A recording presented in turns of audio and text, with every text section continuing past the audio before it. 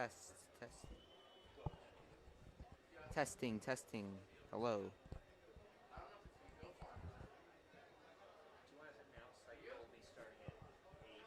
Okay. We will be starting at 8 p.m. Game was delayed because of air quality, and we'll be with you soon.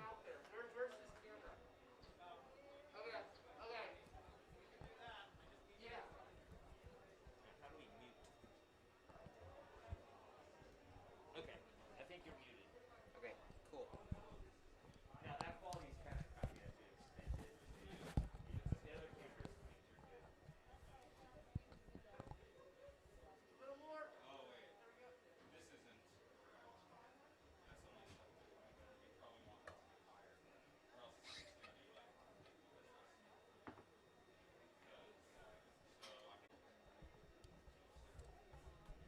Mr. Lemon, I'm gonna use your restroom real quick. I'll be back. Sure. Thank you. Well, this one's actually connected directly in. Okay. So I hit the two mute buttons on this. Okay. Or you could toggle it, I guess. Yeah, I guess, yeah. Actually, it's still picking up audio. That Zoom, you just want to take it down from the side. Please check my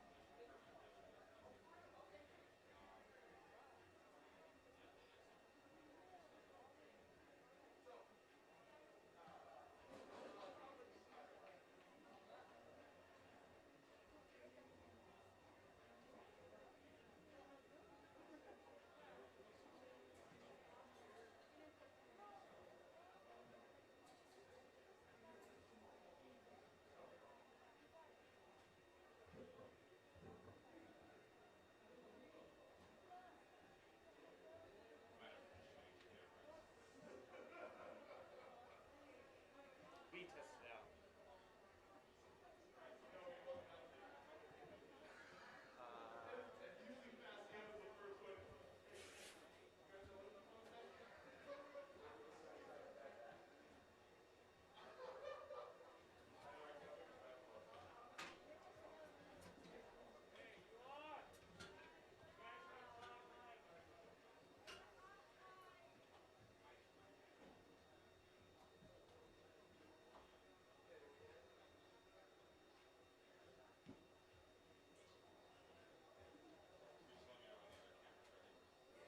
I'm going to test whether how responsive he is to Teams. Okay. Go back out. Because it's not. Good evening, families. This is just a gentle reminder that all on-campus of San Jose City College, all families and students, people who attend the state youth, wear masks. We really appreciate your compliance with this request. Thank you.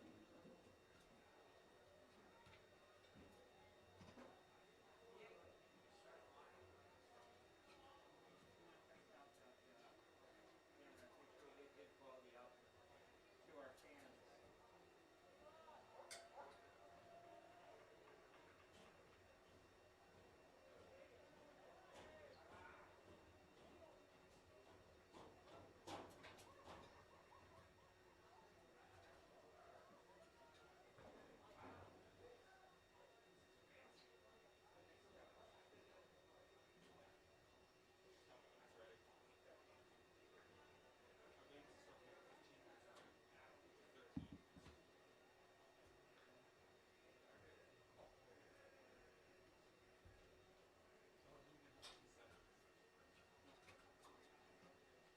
Ready? All right. Ready. Is it the A10 Mini Pro? A10 Mini Pro, yes.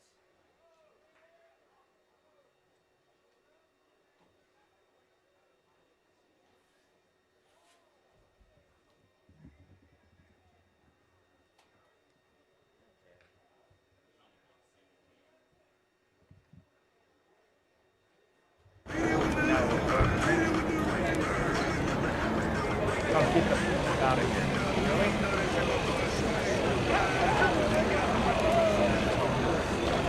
Why it's fucking tight. Yeah, you're part of the staff. Like,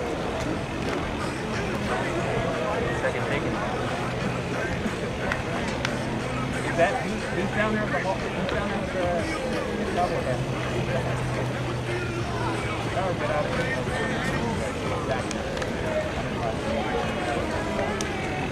You got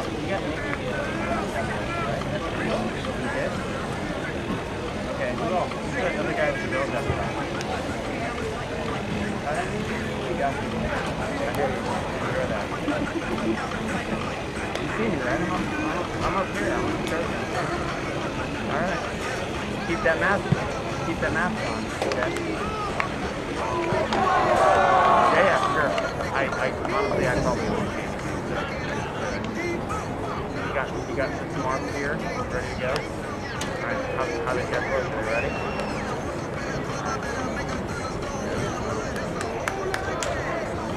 They don't have much time to fly to get them.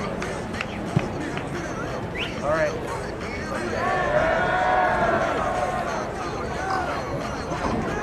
Is that Brandon? No, that's I was going to say. Brandon's got a phone, we got a problem. Yeah. Team played with this last year. Oh, okay.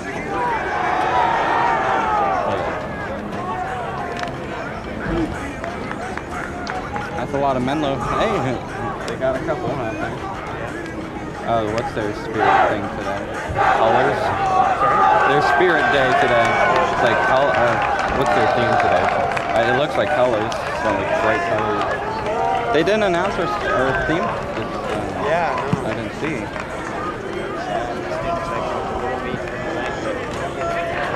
Yeah. 3 hours ago, he found out the game was Yeah, then next week's bye.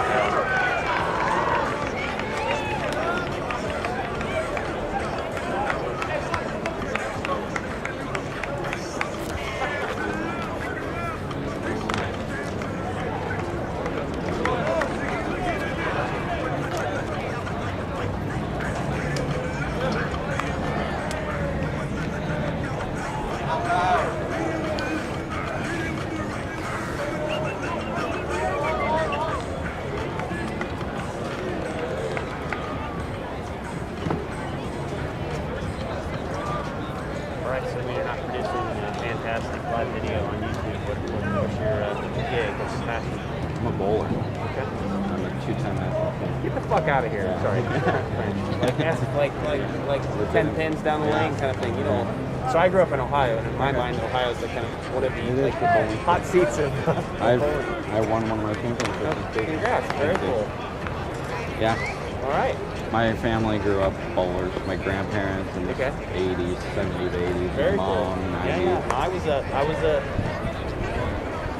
should I call it a lane rat? Like my mom used to bowl, and you know, I used to get drugged there and play video games. And right down Space scores. Invaders, and all that shit. Just trying to kill the hours. Just trying to get rid of it.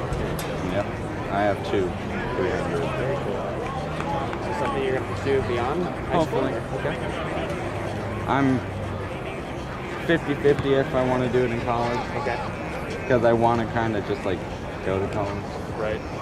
But at the same time, I'm good at it. Good evening. It sucks. I mean, it's good and bad, right? Yeah, Like, Welcome to San Francisco. you feel compelled to On behalf of the Bellarmine College Fraternity, says, yeah, I love the gift. Yeah. we'd like to welcome all the I want to go to all the football games. I want to go on every weekend. So now is there, So, do you know what to do?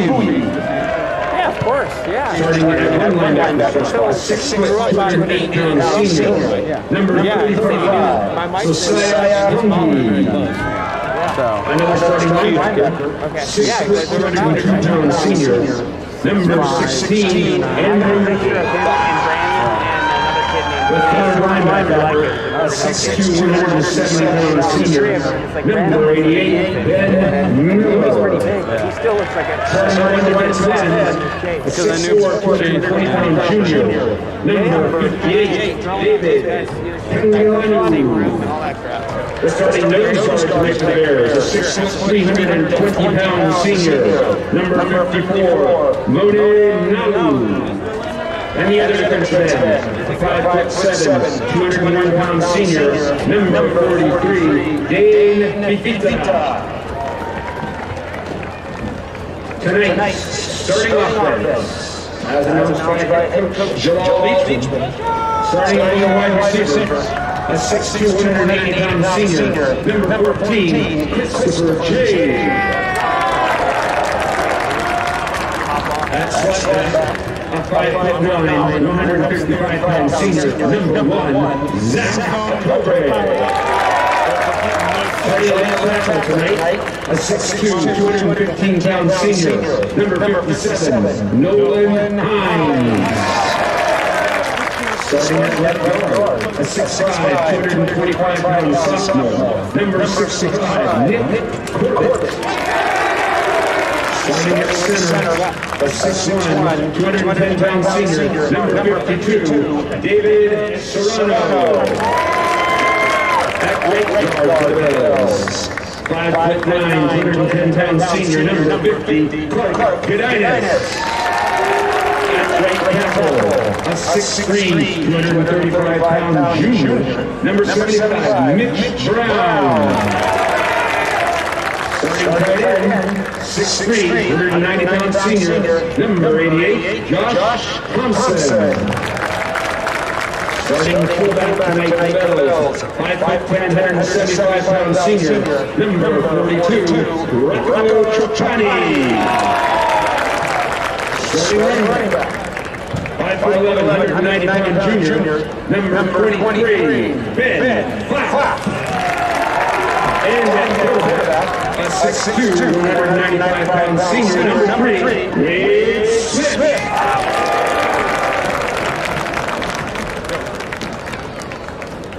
If I could ask everyone to stand and remove your masks, let's keep your masks on, and I'll try to find out how to play the national anthem on the CD player.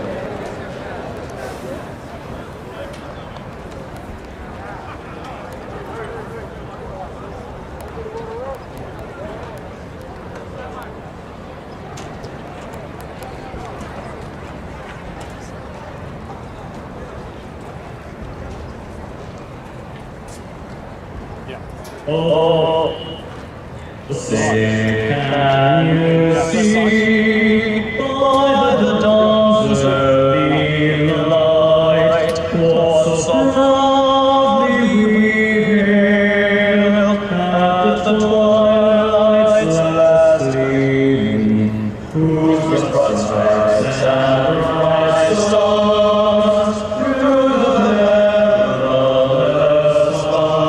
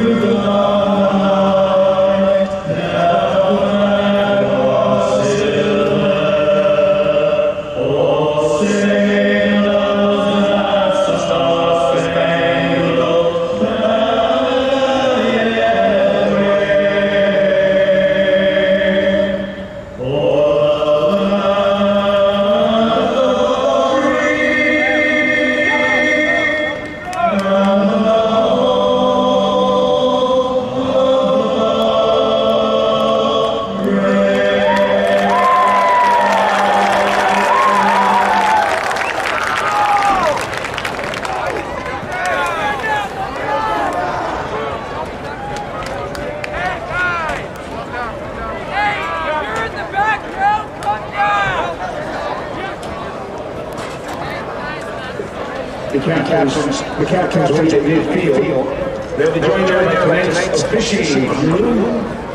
Our referees, Chris Bender. Our umpires, Rez Hanover. Our head linesman is Randy Lambert. Our line judge is Matt Johnson.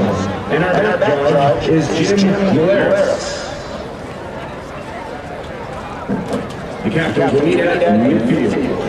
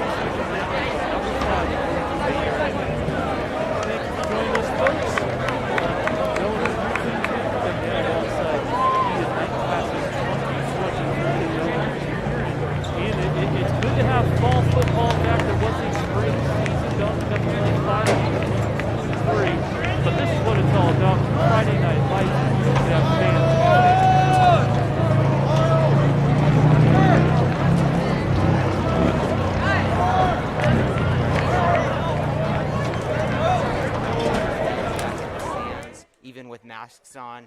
And even though we're starting at 8 o'clock because of fires, it's great to be out here watching two great teams compete, and we couldn't ask for anything better. Yeah, that's well put, Ian, and a good point you bring up, and we should mention off the top, this was supposed to be a 7 p.m. kickoff, but because of the air quality index, we weren't sure this game was actually going to happen tonight until about an hour before kick. They moved it back to 8 p.m. We are going to play. It hasn't been canceled yet, so we're assuming this game is a go. This is going to be a stiff test for the Bellarmine Bells under second-year head coach Jalal Beachman, a Bellarmine grad. He has an all-Bellarmine staff, and injecting some new life into this program and trying to fill in the shoes of the great Mike Janda, the CCS all-time winningest head coach. Yeah, and we're excited to see what he can do with this Bellarmine program. We've seen him, last season have some success with the freshmen, and now that he's taken over varsity, it's great to see this. Yeah, you mentioned that success, Ian. He went 9-0 as the varsity, as the freshman head coach back in 2019. Of course, Mike Janda won 286 games in 36 years, led the Bells to 6 CCS titles, 14 WCAL titles, and the NorCal title in 2015. 3 state title game appearances as well. 2-3 last year for the Bells. They did get wins against Mitty and San Benito. And last year in the spring, Menlo Atherton 5-0. All against Peninsula Bay League teams. So we are about ready for kickoff here. Bellarmine will be in blue. Jack Rainey will boot it away. Number 6, a couple of Bears back deep. Jeremiah Irby being one of them, Jalen Moss being the other. Those guys are getting D1 consideration. Jalen Moss is a 4-star recruit. Jeremiah Irby's being looked at by Colorado State, Oregon State, San Jose State, and others. This is a very talented Menlo Atherton team that has D1 talent up and down the roster. So here we go, folks. Rainey getting ready to boot it away to the Bears.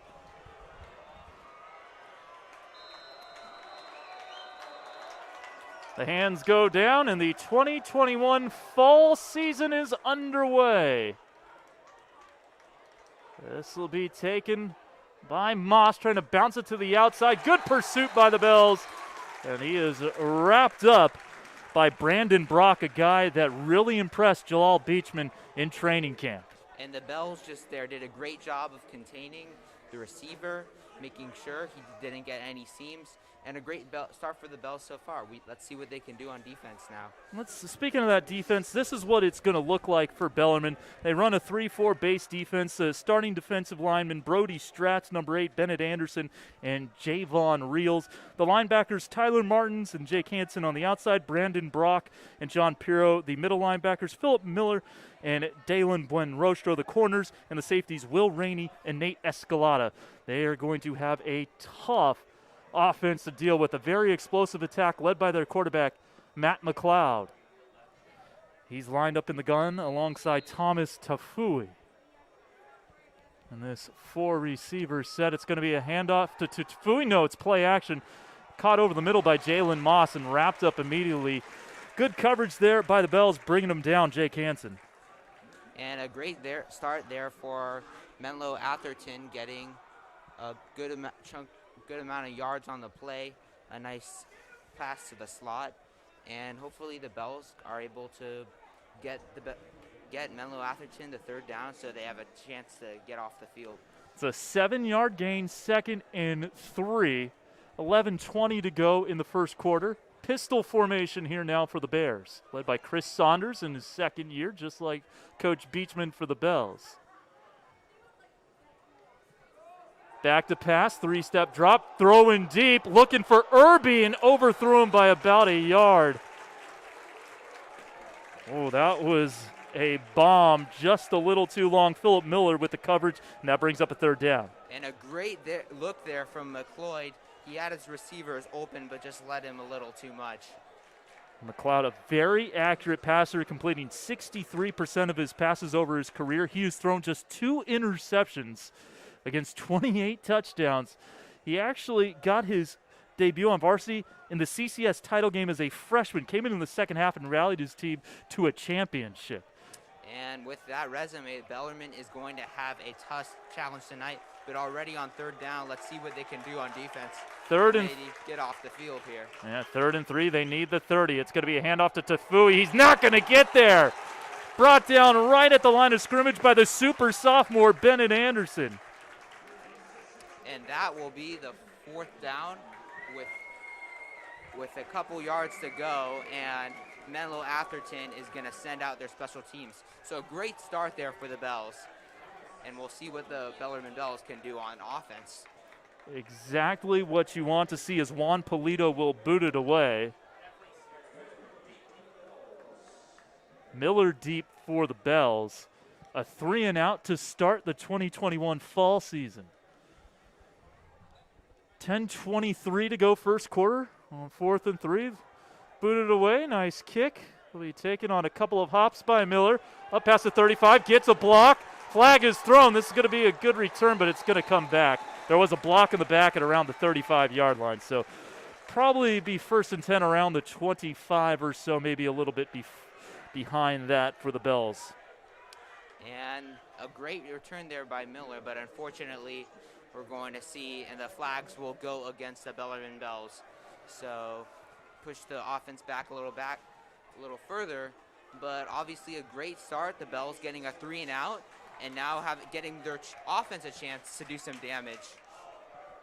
They'll be led by starting quarterback Wade Smith, who had a really good summer according to head coach Jalal Beachman. I'll give you their starters right here. From left tackle to right tackle, Nolan Hines, Nick Corbett, David Serrano, Clark Godinez, and Mitch Brown. Starting running back Ben Foff, starting fullback Rocco Trapani, starting receivers Rami Nijme, Chris Jabe, and the slot receiver Zach Otobre, and the starting tight end Josh Thompson. So here we go. 1st and 10 from the 23. Spread offense now for the Bells as Wade Smith throws to his right and finds a man, Otobre. The slot receiver takes it up to the 31 for a gain of 6, where he's brought down by John O'Price. And a great start for their offense there. A little cutback by the slot receiver, and the Bellarmine quarterback had a wide open pass and a great completion. I'll bring up 2nd and 3. They're going to give them 7 on the play. A couple of guys in motion, including the tackle Mitch Brown. Motions over to the left. This is going to be a designed run for Smith. Takes one hit, gets past the yard marker to gets the 1st down. And we'll take that up to about the 39 for a gain of 8. And some great blocks there for the Bells, creating seams for Smith to get through. And 2 great plays to start off this game for the Bells. If they can keep this up, they're going to be a tough team to compete with. So 1st and 10 from the 39, a good start to this one. 9:33 to go first quarter. Clock is stopped. Now the pistol formation, 3 receivers near side. Smith is looking deep. He has his man. Chris Jabe is open and he makes the catch. Inbounds inside the 30, down to the bare 28-yard line, but there is a flag on the play. If it holds, it's a 33-yard gain. That's a big word, though, if. And a great pass there by Wade Smith, but unfortunately, the flag will go against the Bells as Wade Smith had a little more time because of a little holding. So that is the 2nd holding penalty on Bellarmine. Now 20 yards of penalties, and it will back them up to the 29-yard line, makes it 1st and 20. 9:26 to go first quarter. We are scoreless between the number 5 team in the Bay Area, Menlo Atherton, and unranked Bellarmine. Preseason rankings, according to Bay Area News Group. And a tough turn of events for the Bells, but we can see what they'll do on this 1st down, right? On 1st and 20. Bunch formation. Smith rolling out near side, looking downfield, has Jabe wide open, he makes the catch, he's inside the 20, 1 man to beat, to the 5, to the end zone, touchdown Bellarmine, a 71-yard strike, and it's a great start to the season defensively and offensively for the Bells. And a fantastic connection there from Smith to Jaeb, and Chris Jaeb Smith rolling to the right and finding Jacob wide open downfield. A 71-yard strike, and Wade Smith and Jabe, that was the second time they'd connected on a deep pass. The first one got called back because of holding. Not that one, though, as Rainey is out for the extra point to try to make this 7-0 Bellarmine with 9:15 to go in the first quarter. And a very commanding drive for the Bells to start off the game, completing maybe four or five plays total. And this has got to, Joel Beekman has got to feel confident in his team so far. Yeah, he has to love what he's seeing. A false start on the extra point on Andrea Fasoli, so that'll back him up 5 yards. Makes this extra point about a try of 25 instead of 20 for Rainey. The holder is Vincent Balistreri, the starting punter for Bellarmine.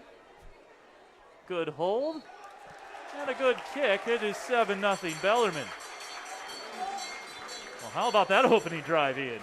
You couldn't ask for better. Menlo Atherton had an opportunity to assert their will when Bellarmine was back on 1st and 20, but Bellarmine answered with another deep pass downfield, this time with no flags. And now they're off to a 7-0 lead with 9:15 to go in the first quarter, feeling as good as anyone could feel at this point. Exactly, and this is what Jalal Beachman liked about Wade Smith. Said he's always been a hard worker, but more comfortable in our training camp this year. Of course, this is a team that ran the double wing offense for more than 3 decades under head coach Mike Janda. That's how Jalal Beachman played under Mike Janda in the double wing. They're running the spread, which is what Beachman learned at San Jose State when he was a receiver there. But now he's more familiar with the terminology and the play calling, Wade Smith, with a spring season and a training camp under his belt. They're going no huddle for the most part this year. So he's had to learn a whole new sign language, but Wade Smith is picking up those intricacies, and we saw it on that opening drive. Yeah, and maybe Menlo is not being able to pick up on this quick offense because of Bellarmine being able to strike quickly. Let's see what they can do now getting the ball back with 9:15 left in the first quarter. Irby and Moss back deep again for the Bears. Team that went 5-0 in the spring, won a state championship back in 2018 at the 3A level. Oh, and that's a nice boot from Rainey through the end zone. It'll be a touchback. And the Bells feeling confident as ever, coming back on defense. It started out the game, really got the whole team going with a quick 3-and-out. Let's see what they can do on this next possession. Let's give you the starters for the Menlo Atherton offense. The tackles, Soani Fasolo alongside David Tangilanu. The guards, Monet Nalu, whose older brother Noah plays at Washington, and Chris Neal. The center is Kilo Melgar. We mentioned Matt McLeod is the quarterback. We'll give you the skill position players after this snap on 1st and 10 from the 20. McLeod out of the gun. Fakes the handoff. Hit as he throws, and throws it low. Pressure applied there nicely by the Bells. Javon Reels, who was really a standout in training camp. And a dangerous throw there by Mac McLeod, having pressure on him, but the ball falls incomplete, and Menlo Atherton will go to 2nd and 10. The starting running back, Thomas Tafui. You also see Dane Fafita out there. Wide receivers, John O'Price, Jeremiah Irby, Johnny Barbie, and Jalen Moss. Antoine Traversat will get in as well. So we'll see what Menlo Atherton can do on this next play, trying to get their offense going, which so far hasn't happened. 2nd and 10.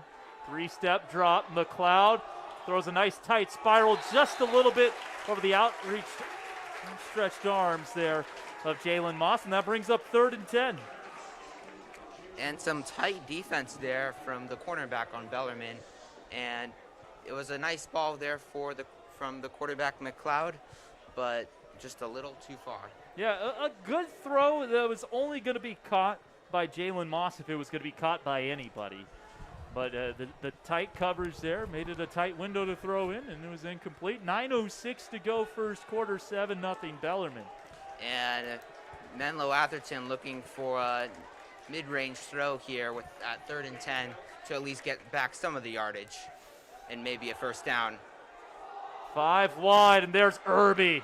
Nice comeback route and completes it for about 12 as Miller knocks him out of play. But a big connection there on 3rd and 10 to keep the chains moving for the Bears. And that was a crucial play there for Menlo Atherton, not wanting to go 3 and out on their first 2 possessions on offense. So a great route run there by Jeremiah Irby, and a great connect and a great throw from their quarterback McLeod. In the spring season, Irby had 11 catches for 246 yards and 4 touchdowns. He has D1 offers as a defensive back. Out the pistol this time, it's Tafui running to the right. And gets a nice chunk as he is forced out of bounds. First guy there for Bellarmine was Nate Escalada, who's the backup quarterback. And Tafui with a nice run to the right side. Bellarmine that time not able to contain. And Menlo Atherton looks a little more comfortable now, getting a first down and a nice play on first down, picking up 6 yards on the ground. 8:30 to go first quarter. Jalal Beachman very aware of the tools that Chris Saunders has at the skill positions. 2nd and 4. Handoff up the gut. This is Dave Fafita. He lost the football. Bellarmine says they have it. No official signal yet, but they do. Bellarmine football. Bells have it. And the defense off to a fantastic start today, starting out with a 3 and out and now forcing a fumble on just the second drive. Coach Jalal Beekman could not ask for better at this point.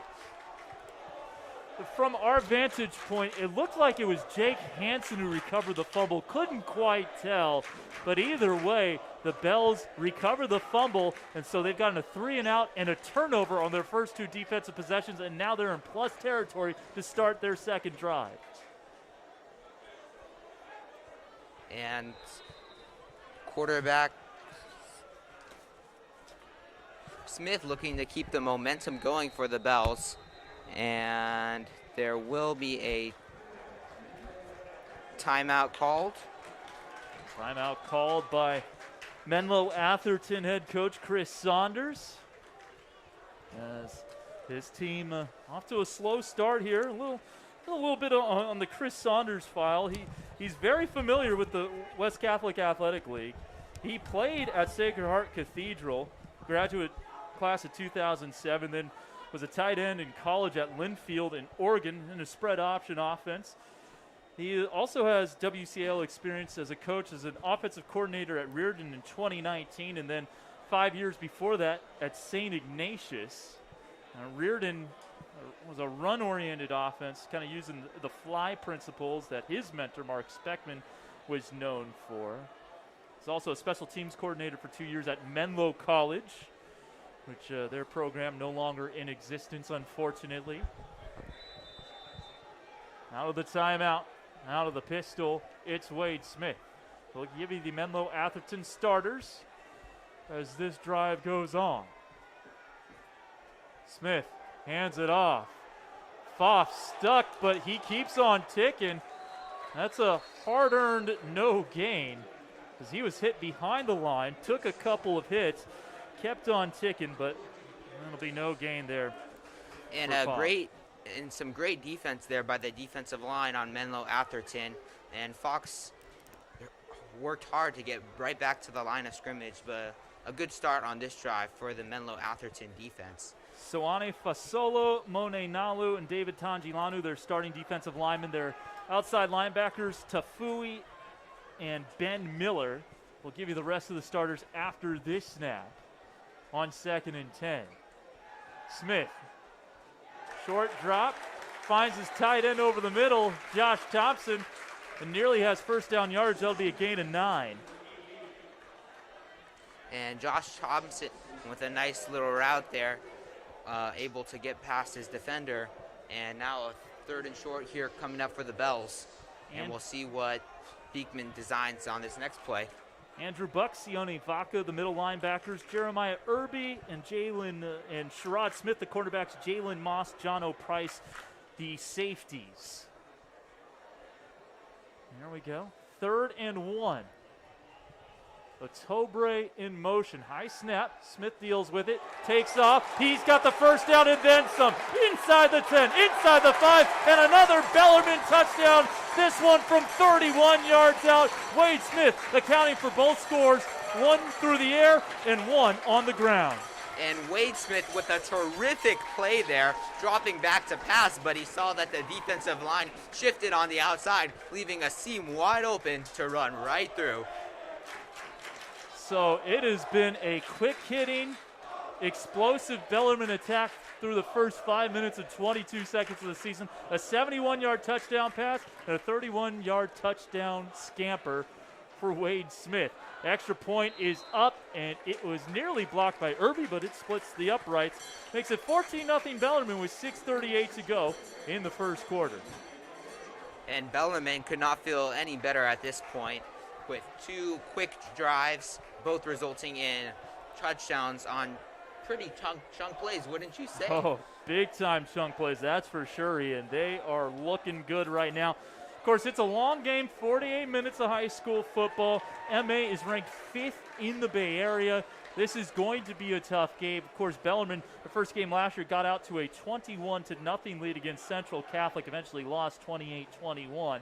So they know this one is far from over. Plenty of work to be done, but this is the exact start you want if you're Jalal Beachman and the Bells. And the Bells got to work to keep up the intensity. This is a talented Menlo Atherton team coming in, and they know that they can come back from deficits. Their quarterback, McLeod, having a little experience of his own. Yeah, this is a guy who has offers from the Ivy League and Matt McLeod, so he's certainly hoping this senior year brings him some higher-level FBS offers. Nothing wrong with the Ivy League, of course, get a great education, but if you want to play high-level Division I football, this is a chance to raise his profile. And we'll see what he can do on this next drive as Menlo Atherton fields the ball. That'll be a touchback, as Moss had a foot in the end zone when he caught it. Automatic touchback in high school. So it'll be 1st and 10 from the 20 again for Chris Saunders' Bears. And Menlo Atherton not able to get a ton going on offense so far. We've seen started off with the first 3 and out, and then the next drive with a fumble. We'll see what they can do on this play, but hopefully they can open it up, get the runs down the middle, open up the passing lane, and make this game a little bit easier. Ian, yeah, you mentioned not a good start offensively for Menlo Atherton, but in spurts, even in this game, we've seen how explosive they can be. Just haven't been able to put it together yet for the Bears. So 1st and 10 for the 20, McLeod out of the pistol. And this 4-receiver set. Guy in motion. Rolling out. And throwing on the run is McLeod. Has his man, and that's caught by Jalen Moss. Keeps his balance and takes it up to the 45 and then some. That'll be a 26-yard gain. Nice route, nice pass on the rollout there. And what a way to start off their third drive, a little play action from the quarterback McLeod and connecting on a long pass to the 46-yard line. So McLeod unofficially, we're keeping stats up here, 3 for 6 for 45 yards. Clock running at 6:15 to go, almost midway through the first. Barbie lined out to the far side. Irby to the near side. Moss in the slot. Back to pass. McLeod evades one pass rusher. Has 2 more Bells to deal with. Throws on the run again. And this one is nearly picked off, but a flag is on the play. Miller on the coverage. Intended receiver is Irby. This might be a pass interference on the Bells. And McLeod did a great job evading the Bellarmine pass rush. And just because of that, he's able to pick up a penalty for his team. So a talented quarterback we've seen so far. And in a quick amount of time, he can get his team back in this game. Indeed, that was a pass interference on the Bells. And that will give Menlo Atherton another first down. That'll be the 3rd penalty on BCP.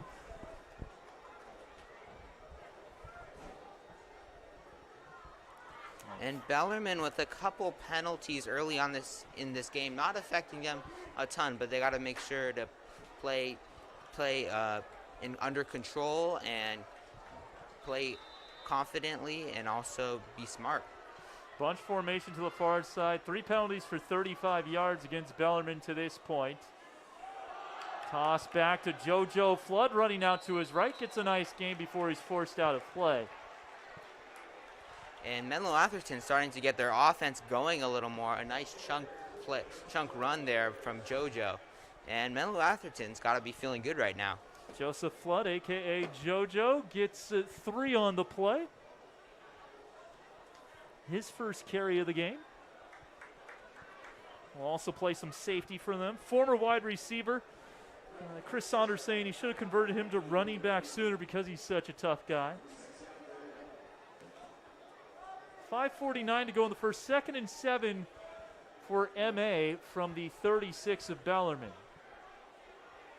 And Menlo Atherton now in Bell's territory, looking to get 7 points on the board this drive. Travers sat in the slot. We have a whistle. And there is a flag down in the Bellarmine secondary. It's a delay of game on MA, so that'll push them back 5 yards, make it 2nd and 12 from the 41. And an unfortunate break there for Menlo Atherton. Let's see what they can do on this play. And they are not in field goal range right now, so if Bellarmine can get a stop, they will be forced to punt it or go for it.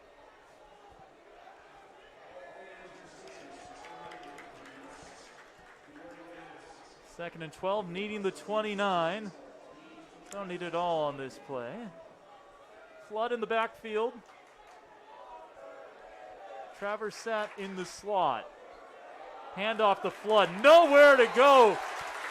First guy to him, Javon Reels. And Javon, such an incredible athlete, made varsity his first year as a freshman, and he's only kept on improving.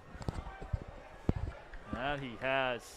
He had big-time standout for Jalal Beachman in fall camp. That is a 3-yard loss for Flood, and so that makes it 3rd and 15 with 5:10 to go in the first. And another timeout called by Menlo Atherton. That's their second timeout of the first half. They only have 1 remaining now, as Bellarmine continues to put its imprint on this contest. And Menlo Atherton hoping on this next play to get into field goal range to just be able to put some points up on the board deep in a 3rd and 15. That's a good point you bring up. Their place kicker, Juan Polito, has hit from 41 yards. So that would mean, they need a first down. So they're at the 44 right now. This is probably, right now, if you're Menlo Atherton, you're probably thinking, you want enough yardage here to be able to go for it on 4th down and give yourself a reasonable shot to convert and move the chains. And they have the explosive offense to do it. And we're going to look to see on this next play whether Menlo Atherton looks to take a shot downfield or they'll settle for getting a chunk play towards the first down. 5:07 to go first quarter, 3rd and 15 MA from the Bellarmine 44. Bells 14, Bears nothing. 3 receivers to the near side of the field. McLeod out of the gun, back to pass. A free rusher in Hansen. Nowhere to go, just has to get rid of it. Pressure in the backfield, but a flag comes down late in the area of a late hit. This could be a crushing penalty for the Bells. And it would be a tough turn of events. The Bells playing some great defense on that possession. Javon Reels getting into the backfield. Also getting into the backfield, Bennett Anderson. I'm going to see what this flag is all about.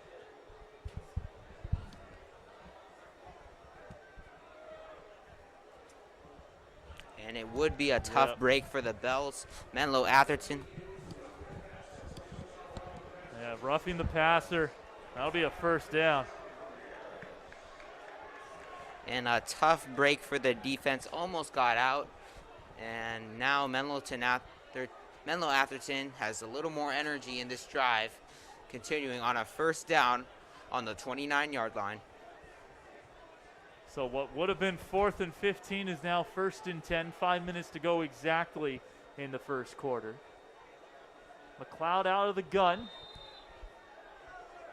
Trips to the far side of the field in a bunch formation. McLeod looking near side, looking for the end zone, and overshoots Irby again. Just overshot him by a couple of yards there. Second time he's missed an open receiver with some separation from the cornerback. Now bring up 2nd and 10. And another good look there from McLeod, but just a little too far. And Menlo Atherton's going to go back to the playbook and hopefully get a chunk play to get themselves in a position to get first down. 2nd and 10, 4:55 to go first quarter, 14-0 Bellarmine. From the Bell 29-yard line is where Menlo Atherton is setting up shop.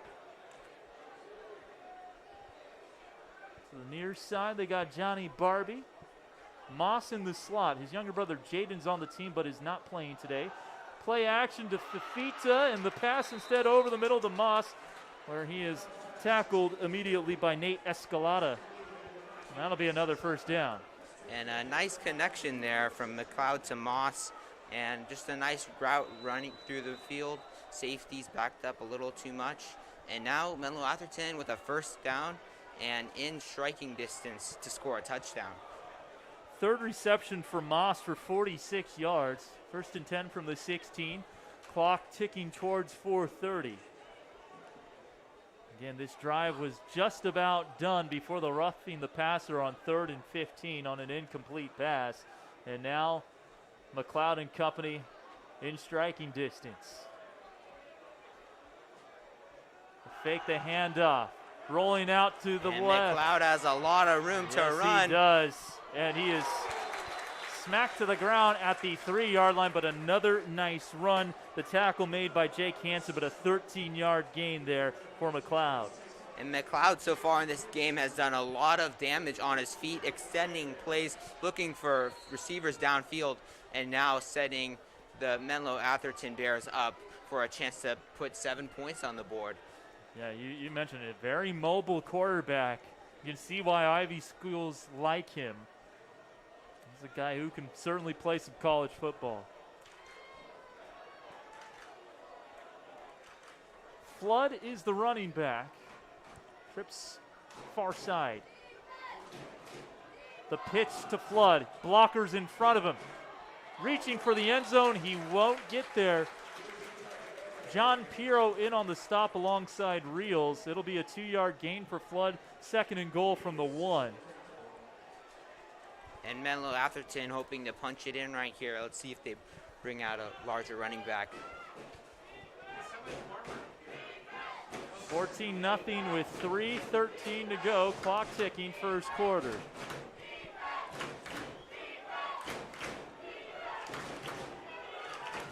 Dane Fafita, you mentioned it, Ian. The bigger running back is in there. It'll be a give to Fafita, and he scampers into the end zone for a touchdown. Bulldozing his way to pay dirt, makes it 14-6 with 2:55 to go in the first quarter. And that is exactly what Menlo Atherton needed. A long drive, keeping the penalty by the bells, keeping the drive alive, and now able to punch it in. And here's the score now. It's 14-6, and Menlo Atherton feeling good. Polito on for the extra point, so Fafita atones for an earlier mistake. His first carry, he fumbled it, coughed it up. Bellarmine took over, scored. And his second carry, he gets a touchdown. That's how you bounce back. Oh, bad hold. Traversat looking for the end zone, won't get there, so unable to convert the point after touchdown, and it is 14-6, still Bellarmine with 2:55 to go in the first. And a bobbled snap there from Menlo Atherton, resulting in no extra point. And later on, Menlo Atherton might have to go for 2 to even this game up. That's a good point, Ian. If this turns out to be a shootout, that 1 point either way could be a big deciding factor.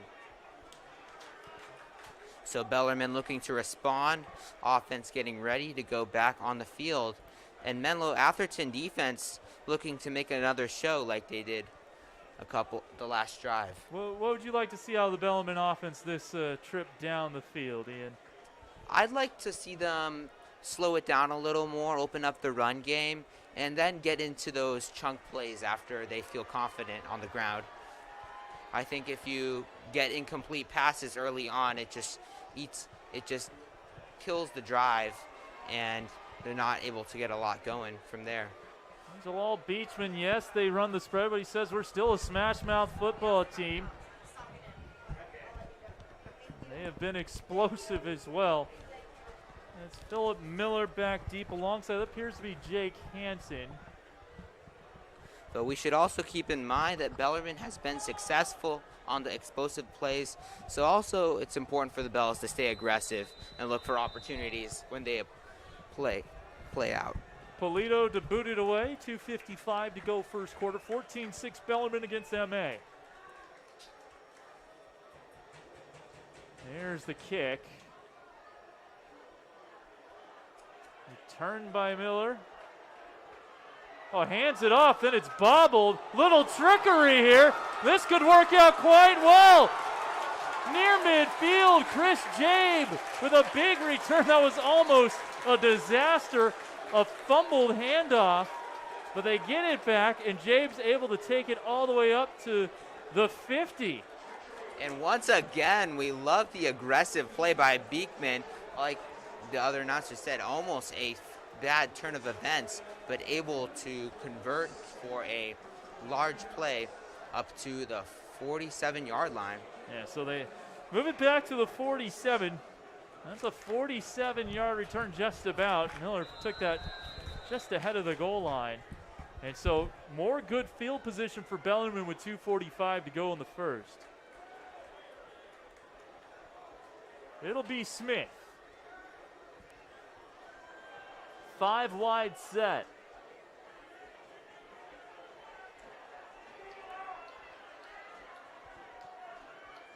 Guy in motion is Foff, the running back. Catches it and takes a big hit. He is dropped on the play after a short gain. On the tackle there was Jaden Mims, the senior cornerback. And a nice start to the drive, a short gain, but Bellarmine keeping the ball moving forward, and we'll see what they can do on this next play. That will officially go down as a rush because it was thrown behind the line of scrimmage. Trips to the left for Wade Smith and friends. He's looking that way. Pass over the middle is caught by Otobre, and he's got a first down. Tripped up on the play by Sherrod Smith, but not before another Bellarmine first down. And another nice slant route ran by Zachary Otobre there, and creating a first down for the Bells. So Otobre, 2 catches for 17 yards. Wade Smith, a perfect 4 for 4 for 97 unofficially, as we're inside 2 minutes here in the first quarter. Aguilar in motion alongside Otobre. Trips to the right. Nijme also there. It's going to be a toss out to Otobre. And gets a minimal game wrapped up immediately by Sherrod Smith again. His second tackle in as many plays for number 41. Menlo Atherton doing a good job stopping that play and getting defenders over there, not allowing Zachary to make a ton of moves downfield. Be a 1-yard gain, makes it 2nd and 9. 1:13 to go in the first quarter. 14-6 Bellarmine. 2nd and 9 from the Bear 39. And we'll see if Bellarmine continues with the pass. They've been pretty successful completing a large percentage. 100% right now. And doesn't get better than that. It really doesn't. 5 for 5. Smith throwing back to the near side, and is that picked off? Yes, it is. Jeremiah Irby makes a nice catch, keeping that one off the carpet, and the first mistake for the Bellarmine offense. And that is exactly what Menlo Atherton was looking for there, Kevin. Getting a stop, not only to stop Bellarmine from scoring a field goal, but also get the ball back. 47 seconds to go first quarter, 14-6 Bells. After their first turnover, that evens things up in the TO department. A fumble for MA, an interception for Bellarmine. And Menlo Atherton having a lot more momentum going into this second quarter. With only 47 seconds left here. Moss in motion. On the fly sweep. Moss nearly tripped up, stays on his feet before eventually being brought down by Brandon Brock. Impressive run from Jalen Moss. Gets up to the 42. It's a gain of 8. And Moss has some nice footwork there, breaking some tackles and creating a nice start to their drive from Menlo Atherton. So the crowd dying down a little more for Bellarmine as Menlo Atherton is marching down the field, down 8, and feeling good about their offense. They're going to move back to the 41. We'll call a 7-yard gain. 2nd and 3. Out of the gun, McLeod lofting that one perfectly over the defensive back, but it's knocked away, intended for Flood. How about that defense there from Bellarmine's Tyler Martins? The linebacker actually out in coverage. And Martin playing that perfectly, feeling his defender all the way until the ball is thrown, and then turning his head to make sure that pass interference wasn't called. Yeah, that's a good point. Always want to make sure you can do those little things to avoid the PI. 1 second to go in the first quarter. This will be the last snap of the opening frame of the fall varsity season. We say fall because there was a season in the spring in 2021. Hopefully we don't have to do that again. Keep it in the fall. COVID pending. 3rd and 3. Play action. Pass just a little wide of its intended target. It'll be 4th down, thrown behind Moss, and that will be the end of the first quarter. So we'll take the break. 14-6 Bellarmine after 12 minutes play. Back with the second quarter after this on YouTube. All right. Sorry, they said the other announcer.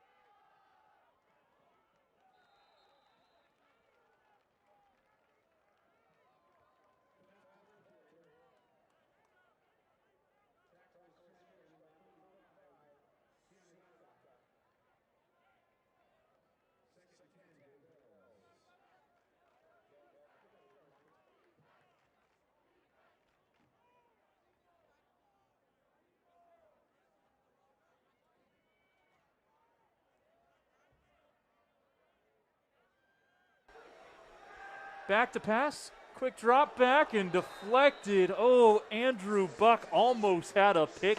The middle linebacker all over that play.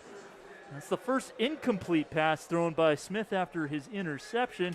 Makes it 3rd and 10 with 11:10 to go in the first half.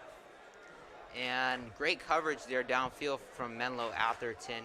Not much Smith could do with that. And make just lucky not another turnover there for the Bells. Exactly. So 14-6 Bellarmine, if you're just joining us, getting a 71-yard touchdown pass from Smith to Jabe, and then a 31-yard touchdown run for the quarterback, Smith. A couple of guys in motion, including Otobre and Thompson, the tight end. Play action. Smith looking for a deep pass. Hit as he throws it. Good pressure provided by Fifita.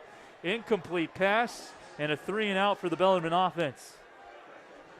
And a great start there for Menlo Atherton on defense, not giving up 1 yard to the Bells, who continue to go through the air, and we'll see what adjustments they make later on in this game. Well, this will be the first punt for Bellarmine. Be a look at Jack Rainey. Rushing out there, David Serrano. Long snapper is Jabe. Returning the punt. Well, it looks like Jalen Moss. Can't quite tell if that's number 18 or not from here.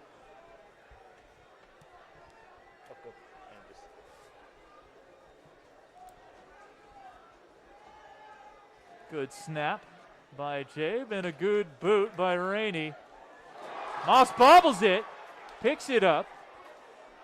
Now on the return. Makes one man miss, makes another, then is hit from behind. And wow, doesn't go to the ground easily at all. He's got a bevy of Bells around him. And took quite a few guys to eventually get the whistle to stop the play down. And a few nerves here from both teams. We've seen a few fumbles, but a nice play there from Menlo Atherton to get a couple yards back. 10:49 to go in the second quarter. It's 14-6 Bellarmine. 1st and 10 from the 37 of MA, for MA.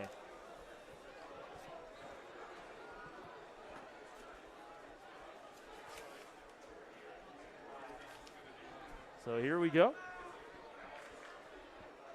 Out of the pistol this time, McLeod.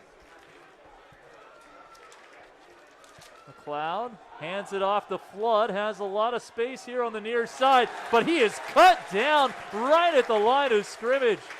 Oh, and a nice tackle made there by Stratz. Now, correction, that's not number 8, that's number 9, Dalen Buenrostro on the stop. And Bellarmine doing a good job of containing the run so far in this game. Menlo Atherton not able to get a lot going so far. Yeah, 1 yard loss actually there. A TFL for Dalen Buenrostro, a 5'9", 165-pound senior for Jalal Beachman. 2nd and 11 from the 36 as the clock ticks towards 10 minutes remaining second quarter. McLeod out of the gun. Buck in motion, the tight end. Back to pass, McLeod flushed out of the pocket. He'll throw deep down the sideline, has his man, it's caught. And Jeremiah Irby with just one defender to beat, slips his man inside the 10, and finally pile driven down inside the 5. That'll be a 60-yard completion to Jeremiah Irby. And there was McLeod again extending plays and wreaking more havoc on the Bells by finding his top receiver, Jeremiah Irby, in the field, way down in the other side. They'll mark him down at the 5, so that is officially a 59-yard play. 1st and goal from the 5, 9.5 to go first half. And Bellarmine just throughout this game has just got to work on containing McLeod as this next play goes off. Fafita into the end zone, his second touchdown, blasting off right tackle. And the Bears potentially a 2-point conversion away from tying this up. We'll see if they go for one here. Still plenty of time early second quarter. But the first 2 touchdowns of the game scored by the Bells, the next 2 by the Bears as they will go for the extra point. And a good call here for the coach on Menlo Atherton. You never know how this game could play out, and it's important to just get points on the board. And you want to get your special teams unit a little bit of confidence after a bad hold that allowed to the last try not being converted. This one does go through, and it's 14-13. Bellarmine still leading, but just by one now with 9:19 to go in the first half. And we'll see what Bellarmine can do on this next drive. Menlo Atherton with a great answer, practically evening up this game. And it's going to be a close one. We've seen both defensive make great plays. We've seen both offenses also make great plays with that McLeod throw all the way down to under the 10-yard line. And then a great scamper there from quarterback Smith on Bellarmine. So this will be an exciting game to watch as it progresses. So the first two drives led to touchdowns for Bellarmine. The last two not so much. An interception thrown by Smith and then a 3-and-out. And a near pick on that on that last drive, we should say.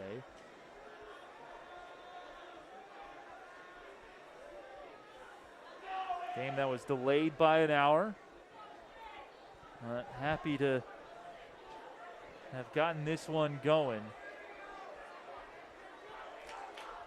And really what this game is going to come down to is doing the little things. Because both teams have been shown to be pretty equal matchup, and it's going to be whatever team is in control, not getting the flags, and taking control of the ball that will ultimately be the victor of this game. Polito will boot it away.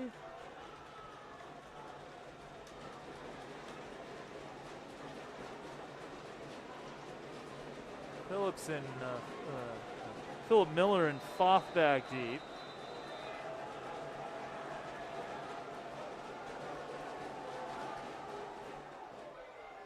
Good kick. Miller bobbles it, picks it up inside the 5, and he's off to the races. Trying to burst his way through a few tackles and is knocked down just after the 20. And Bellarmine have a little bit better than touchback field position. Maybe 1st and 10 from like the 21 or the 22. And Miller doing a good job of bringing that ball upfield after not fielding it so great. And Bellarmine and here to start off this next drive, and we'll see what adjustments the offense has made, because Menlo Atherton has really figured them out on defense. 9:12 to go second quarter, 14-13. Smith out of the gun. Tobre in motion. Smith on a designed run. Gets a nice gain, stays on his feet near the first down marker.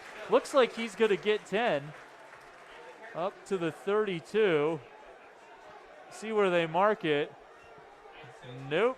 Going to be 1 yard shy, but still a good gain of 9 for Wade Smith. And that was a great call by the coaching staff and Beekman to get the quarterback on the move as Bellarmine gets another first down and keeps this drive going. And a first down for the Bells. Will be a first down. It was just a keeper there for Smith. Ended up getting 4 yards on the play.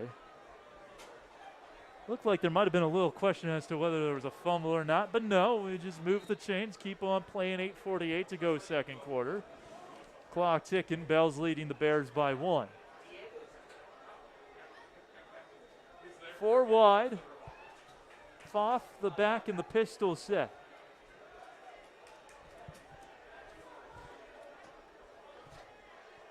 Smith back to pass. Looking for Nijme, and he's got it. A gain of 5 on the play. Rami Nijme. And Nijme with another nice route down the middle. Smith connecting on a great throw. And Bellarmine's had a lot of success throwing in that area. Nijme, a 6'1 senior, 165 pounds.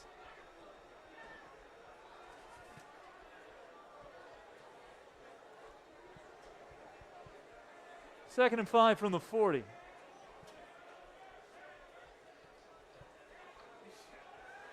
Rolling out to the far side. As he throws. makes a connection. Jabe with the catch, and he is leveled immediately by John O'Price, but not before a gain of 6 and another first down. And Bellarmine's had a lot of success with having Will on the move, or Smith on the move. So we're going to see if they try to keep this up over the course of the game. Well, we have Smith north of 100 yards. We have him 7 for 10 for 109 right now. 1st and 10 for the 46, 7:33 to go. Back to pass again. Lofting one up deep far sideline and throwing it into double coverage and incomplete, intended for Jabe. Moss there on the pass breakup for the Bears. And Smith looking downfield, but he didn't have a lot there as two Menlo Atherton defensive backs in the region. 2nd and 10 coming up for the Bells. From the 46 with 7:27 to go second quarter. Kevin Dana alongside Ian Knight, BCP class of 2023. Kevin Dana class of 2005. Glad to be with you all tonight. Yep, that's for sure. The old tough, dreaded junior year in the classroom. 2 research papers. I don't envy you, Ian. Here we go. Pfaff motioning out to the far side. Smith wrapped up, has Jabe deep, just out of his reach. Oh, they almost had another deep connection. And if Jabe could have secured that football, Bellarmine would be putting 6 more points on the board. But a great play design there by Beekman, getting Smith again on the move and finding a wide open man downfield. A breakdown in coverage for Menlo Atherton. You can see JoJo Flood there talking with Johnny Barbie and company. They're trying to get things figured out there. It's 3rd and 10 with 7:21 to go in the second quarter. This from the Bellarmine 46. Smith back to pass. They try the screen, and that's not going to go anywhere. In fact, it'll be a loss. Bellarmine will have to punt. The completion to Jabe's going to lose a couple yards. There is a Bear down on the play. That looks like Tanji Lanu. It would be a big loss for the Bears if he's unable to continue. Never like to see injuries. And Menlo Atherton able to get the hold on this drive. Jabe almost with the opportunity to put points on the board, but just a little out of reach. 7:05 to go. And we can't quite tell who that Bear is that is down. We think it's Tangilanu. Might just be a cramp. Hopefully that's it.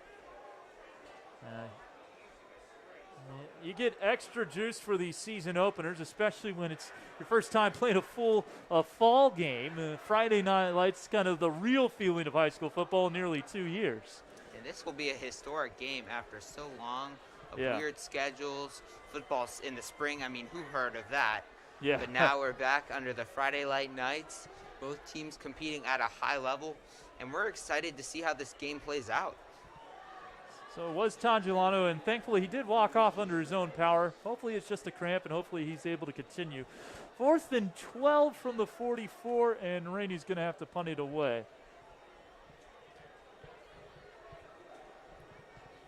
Moss will go back deep to return. Clock will run at 7:05.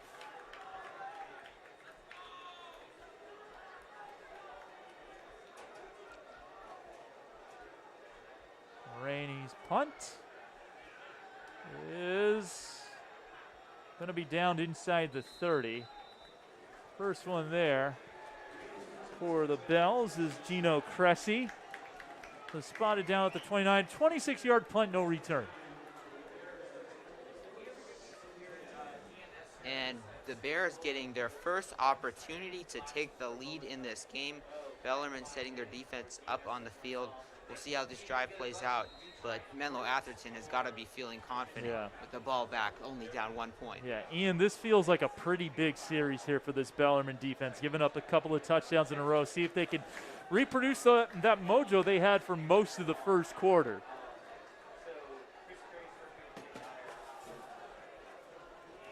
First and 10. McLeod Hands it off to Fafita, who has both touchdowns, breaks a couple of tackles, spins out of another, and then is met by a host of bells in blue. One of the guys there was Miller. Had some help from the defensive line as well. And some nice penetration there from Brock, pushing, not giving the running back a lot of room to maneuver around the field. Fafita, 4 carries for 8 yards and 2 touchdowns. 6:18 to go, second quarter. It's 2nd and 10 from the 29, so a good start to this drive for the Bellarmine defense. And that's exactly what Bellarmine wanted, not allowing any yards on the run and forcing Menlo Atherton to get yards through the air. McLeod back to pass. Hansen blitzing. Almost brought him down. Now he's off and throws over the middle of the field, and it's knocked loose. Wow, a big hit leveled by Philip Miller, and also getting help there from Nate Escalada. An incomplete pass. And a little shaken up on the play was the Bear receiver. And Jalen Moss running over the middle. That's always a dangerous proposition. We hope he's all right. And you saw another highlight-esque play there from McLeod. Although he wasn't able to evade the task or complete the pass, he avoided so many defenders, breaking tackles and keeping that play alive. It will be tough to contain him for the Bells in this game going forward. 5:52 to go, second quarter. It is 3rd and 10. Last 3rd and long, Bellarmine had. They forced an incomplete pass, but got a roughing the passer. Drive continued, and Menlo Atherton got a touchdown. McLeod back to pass. Over the middle of the field, has his man. It's a first down and then some. Irby with one guy to beat inside the 30. Turns on the Jets, and he's gone. A 71-yard touchdown, McLeod to Jeremiah Irby, and the Bears surge in front. And there we go, some more damage from the combo McLeod and Irby. What could be a more lethal poison for Bellarmine than those two? Wow. 142 receiving yards for Jeremiah Irby.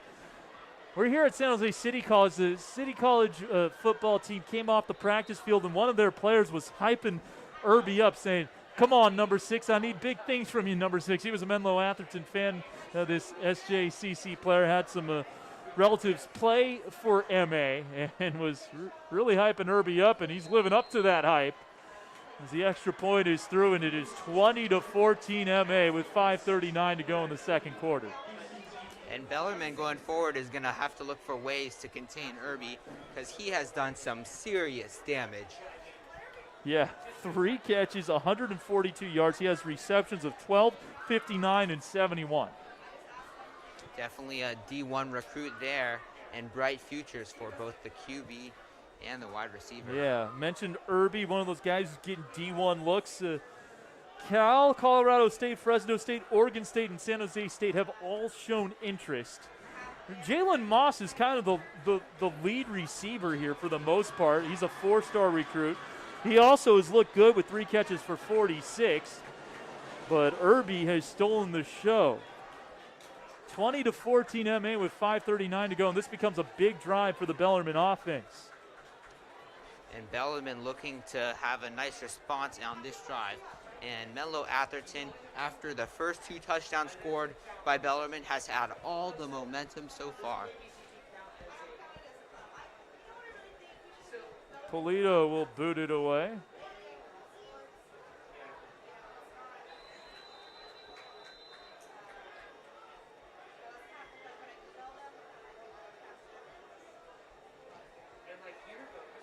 Nice high kick, but that's going to go out of play.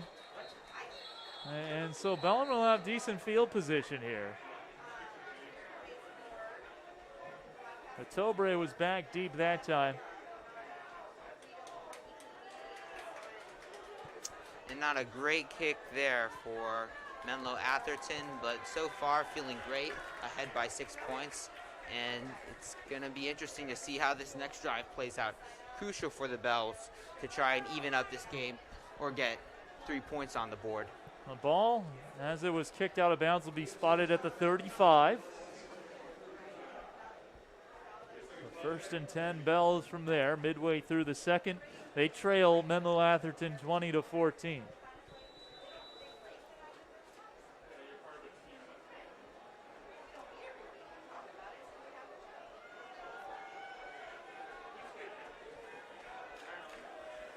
Smith hands it off. This is Pfaff. A nice run for Pfaff. He'll get up to the 41, a gain of 6. And a late flag after the play. And Pfaff has had success from early on in his starting career at Bellarmine. One of his coaches, Brennan, the offensive coordinator, freshman year, told me in an interview that he has a bright future and could be a future D1 pick. Had a nice run there. The penalty is a 15-yarder against MA. Second penalty against the Bears for 20 yards. 4 penalties amassing 50 yards against Bellarmine. And Bellarmine now into Bears territory, looking to get some points on the board. At the Bear 44-yard line. Hands it off. Pfaff, another big run. Runs over one defender. Has another first down as he takes a couple of tacklers inside the 35 for a gain of 12. And another great run there for the Benjamin Pfaff. Some great blocks up front, creating seams. And Bellarmine is on the move right now. Ben, a 5'11", 190-pound junior, unofficially with 4 carries for 21 yards. Keeping stats up here, all unofficial. You can check the Vitas Mazeka report for the San Jose Mercury News for some more accurate stats after the fact. Fakes the toss this time. Smith's going to keep it. He has a good run. He stays on his feet. He gets another first down and a flag as he goes out of play. This might be going against MA as well, as this is going to be right around the 20. It's going to be another 12-yard gain or so for Wade Smith.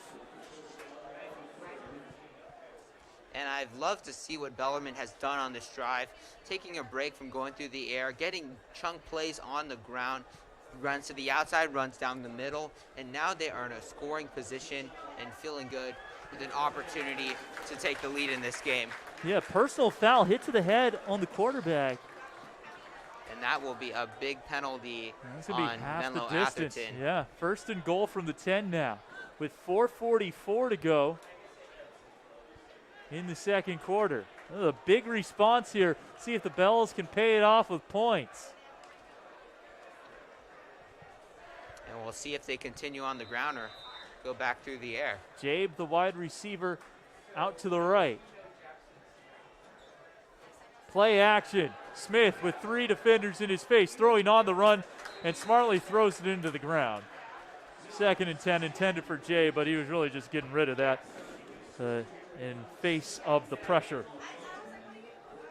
And both QBs on both teams doing a great job of evading pressure, getting rid of the ball. We haven't seen, I don't think, any sacks throughout this game. That's all in part from great quarterback play on both sides. Yeah, good point, Ian. No sacks yet. I've seen a few close sacks, but almost sacks don't count for actual sacks. 2nd and 10. 2nd and goal from the 10. 4:37 to go first half. Bells trailing by 6. Out of the pistol this time. It's play action. Smith flushed out of the pocket. He's taken off inside the 5. He has the pylon. He has the end zone. Touchdown, Bells. We're tied up at 20. And Smith scampering in for his 2nd rushing touchdown. And like we said, Smith on the move can make some serious damage here, putting up points on the board to even up this game 20-20 with 4:30 left in the first half. Well, this is the joy of having a spread offense. Hey, the double wing worked so well for so many years. Mike Janda, the best coach in CCS history as far as most wins are concerned. But Jalal Beachman has crafted a really nice and explosive offense here. And a chance to go in front with his Rainey extra point. It is up, it is through, and the Bells take a 21-20 lead. And a great adjustment we've seen here for Beekman, starting through the air and having success putting 14 points on the board. And then after, Menlo Atherton has adjusted, going back to the playbook, going on the ground, cutting on the outside, having design runs for Smith, Pfaff, and just getting the Bells going again. And he has done a fantastic job in this game. And Beechman, the second-year head coach, was a freshman head coach for a year in 2019 that won the league title with an undefeated 9-0 record. He was an assistant for Varsity from 2012 to 2015. As a player at Bellarmine, he was the 2005 WCAL Receiver of the Year. At San Jose State, he was a team captain and was third all-time in receptions for his career upon graduating, now ninth.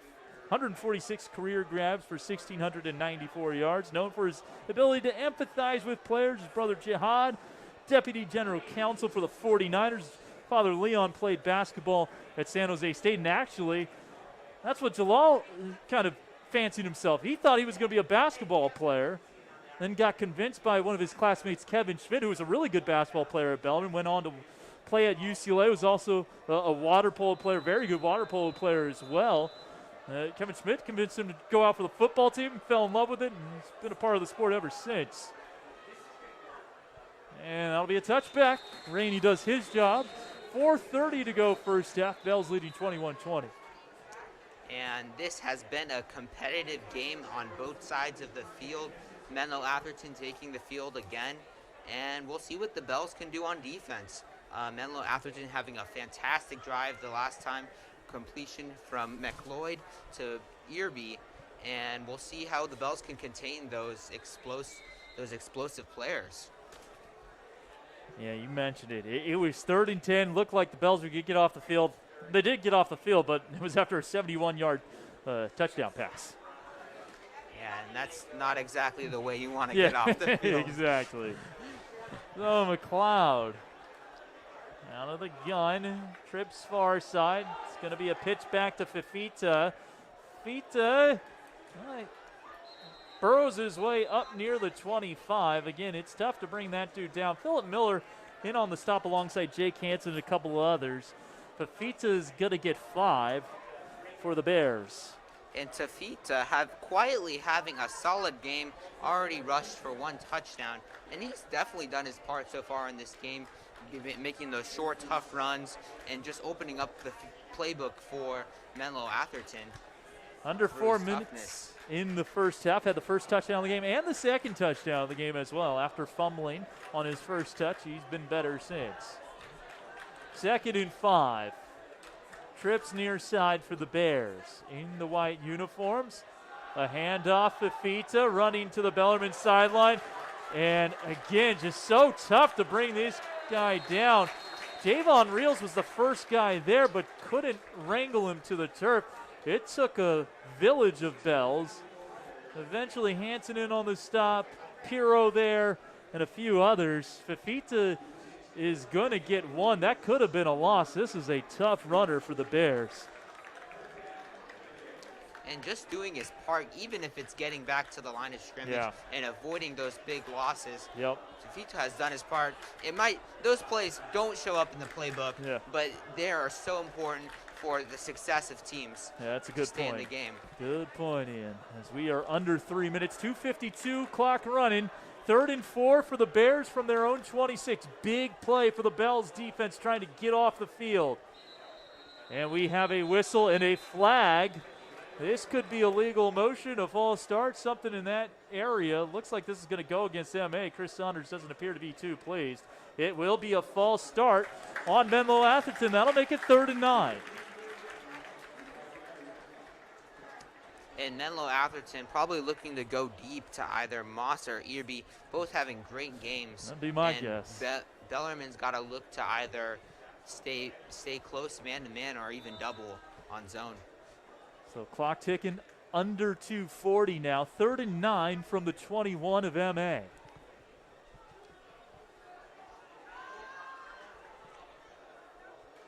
Travis Satt, Moss, Barbie out to the far side, and it's going to be another timeout, third and final timeout used by Chris Saunders.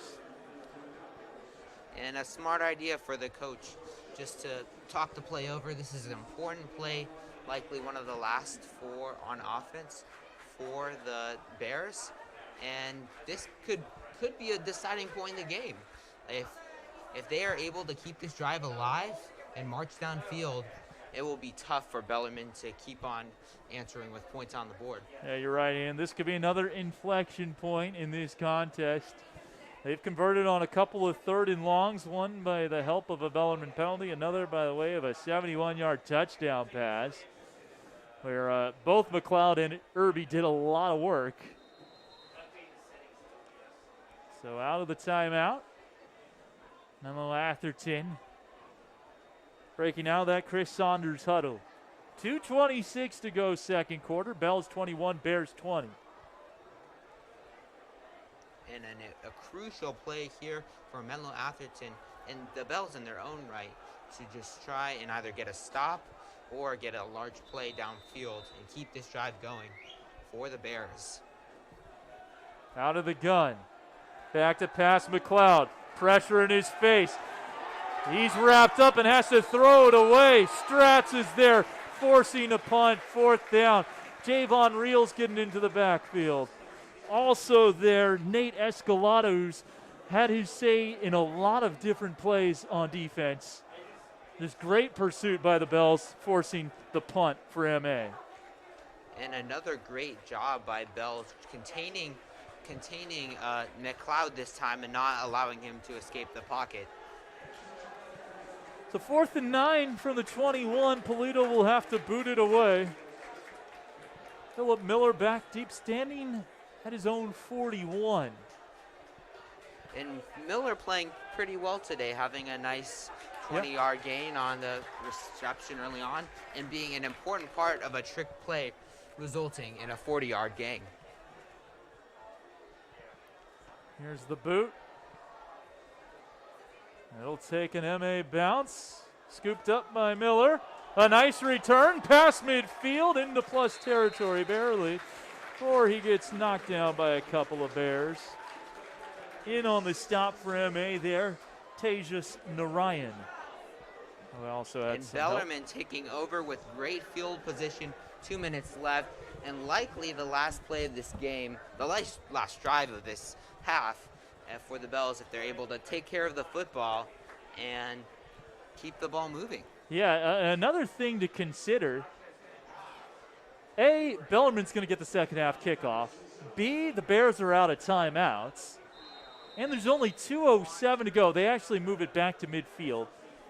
So they can really run out the clock here in this first half and potentially set themselves up with an 8-point lead going into halftime and then getting the football back. Not a whole lot of room to roam there. And we'll see what Beachman decides to do here. Clock running under 2 minutes. He might try to march it downfield, or he might try to run out the clock, feeling confident in his run game and hopefully getting the passing game moving forward again and get ready for the second half. Nijma on the run, 1 yard, 2nd and 9. Smith wasn't ready for it. And that is a fumbled snap. MA says they have it, and they do. Oh, a disaster for the Bells in midfield with 1:33 to go. Wade Smith was not expecting the snap. And that's not what the Bells needed at this point. Hopefully either to run out the clock or get some points on the board. And instead, Menlo Atherton having an opportunity to get in field goal range or even get a large play to Irby or Moss to put 6 points on the board. That's a big miscue at midfield for the Bells. 21-20, Bellarmine, but the Bears have it at midfield. No timeouts, but at the 50-yard line with 93 seconds to go. The clock stopping after first downs. It's plenty of time for Matt McLeod and his crew. McLeod takes the snap. 3 receivers to the far side. He's going to tuck it and run. Bounces it to the outside. And he's going to scamper out, forced out of play right around the 49. Martin's forcing him out. That'll be a gain of 1 for McLeod. And a lot of dancing around in the backfield just to get back to the line of scrimmage. But there it was again, not necessarily getting yards on the play, but just making sure that the Menlo Atherton Bears didn't get a loss. But the key thing there, he was able to get out of bounds and stop the clock. For a team without any timeouts, that is key. 2nd and 9 from the Bellarmine 49. Buck 24 remaining first half. Bells 21, Bears 20. And Bellarmine right now hoping to keep the large plays to a minimum. Play action. Under 2 minutes to go. McLeod, he is sacked. Oh, big play by the Bells. Bennett Anderson and Jake Hansen combining for a big sack. That brings up 3rd and long, and the clock continuing to run. And Bellarmine's going to use their first timeout to try to get the football back here with 1:01 to go. Well, that's going to be a loss of 8 yards on the play. I'll bring up 3rd and 17. And Menlo Atherton, although they lost yards on the play, not in a super bad position, hoping to stay in bounds, keep the clock running, and ultimately punt it to Bellarmine way back in their own territory and run it out for the first half. Yeah, the Bells. Oh, I'm sorry, go ahead, Ian. But we'll see what the Bells can respond, maybe with another large play or even an opportunity to get a big play downfield. Yeah, so this is an interesting play call here as the scoreboard goes dark. But Chris Saunders and company, and it comes back on. So I think maybe the move here is try to get Bellarmine to use another timeout. I think in this scenario, unless you can get that home run play, which they've gotten, you might be best off just forcing Bellarmine to burn another timeout and punt it to them deep and have them only have under 50 seconds of one timeout to work with. But we'll see what they decide to do here. This is an explosive Bears aerial assault. And we'll see how confident Menlo Atherton is feeling in their quarterback. We might see a run here, or they might take a shot downfield. Interesting play call for Chris Saunders. 3rd and 17. Saunders feeling a little more aggressive this time. Flood is the running back. It'll be a handoff. It'll be a reverse. And Moss has it, and he's got some blockers. Moss, oh, big tackle in midfield. What a play by Brandon Brock. That stopped a first down and maybe more. And Sanders with a little trickery on the play call, ultimately getting it to Moss for a nice pickup of 10 yards before Menlo Atherton will be able to be forced to punt it away. So it'll bring up a 4th and 9. And Bellarmine uses its second timeout, 48 seconds to go. So they'll have one timeout and about 40 seconds to work with.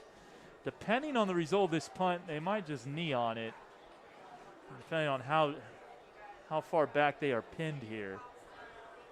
And the last thing Bellarmine wants at this point is another fumble, interception, turnover of any kind, really. And they might just feel most confident taking a knee and getting ready for the second half.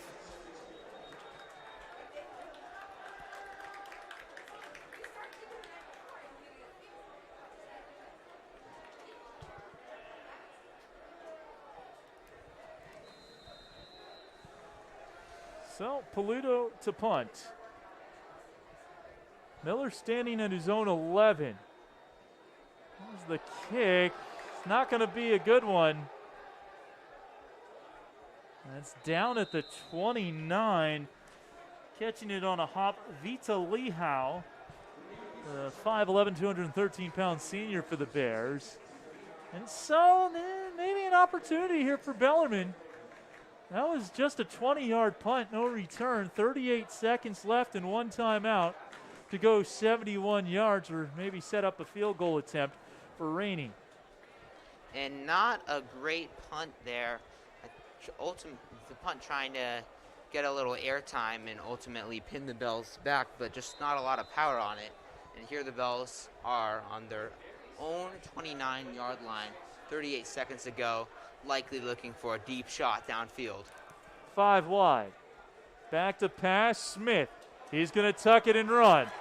He's got a first down. Good blocking on the outside by Nijma. Springs him an extra 5 yards or so.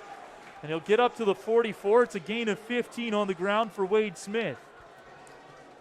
He's got 7 carries for 89 yards and 2 scores. Clock running at 28 and counting. Smith, quick drop back. He'll run again. Jukes one defender. He's got another first down. Looking to get out of bounds, and then he tripped over his own feet. But gets another solid gain down to the 41. A gain of 15 again. He's got 104 on the ground. 18 seconds. Clock running again. 1 timeout for the Bells. I believe the scoreboard says 2, but I think they've used 2 timeouts. Smith's going to go deep, looking for the end zone, looking for Jabe, and that pass is through the hands of Irby and then through the hands of Jabe, incomplete with 3 seconds to go. And another play that could have been a wild turn of events for both teams. Well, really not Menlo Atherton, since they would have been pinned into 5, but any play to get the Bells off the field. And we're going to probably see Bellarmine take a knee on this next play and end the first half. There is a bear down, appears to be cramping up. Far side of the field, can't get a number on him. Training staff and Chris Saunders taking a look at the bear who is down on the turf here at San Jose City College.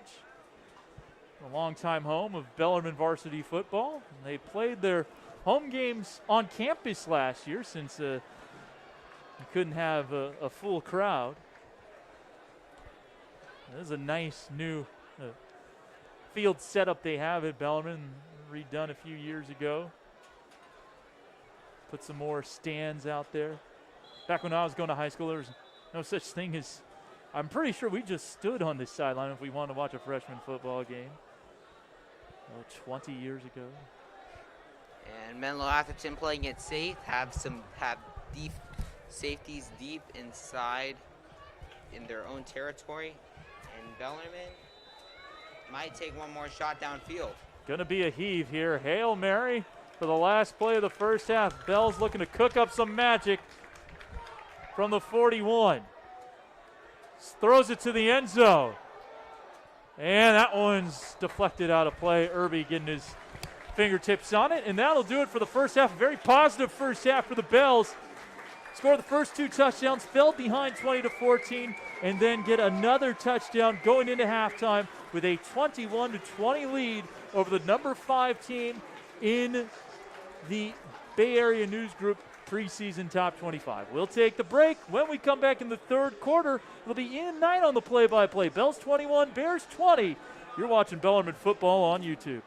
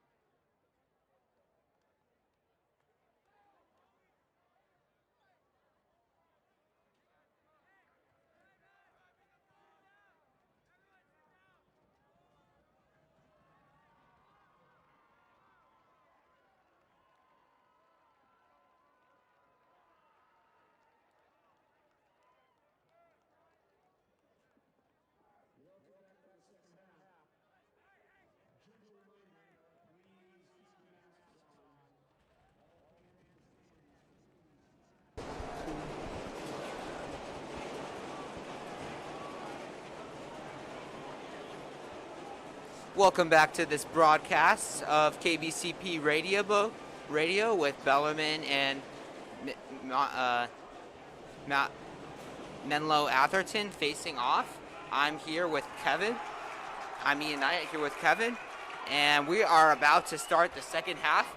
It was quite an eventful first half. Many exciting plays from both sides of the field on defense, offense, the whole bit, and we're excited to get started. Yeah, Ian, this was quite the first 24 minutes of football. As Bellarmine scored the first 2 touchdowns, Wade Smith, the big 71-yard pass to Chris Jabe.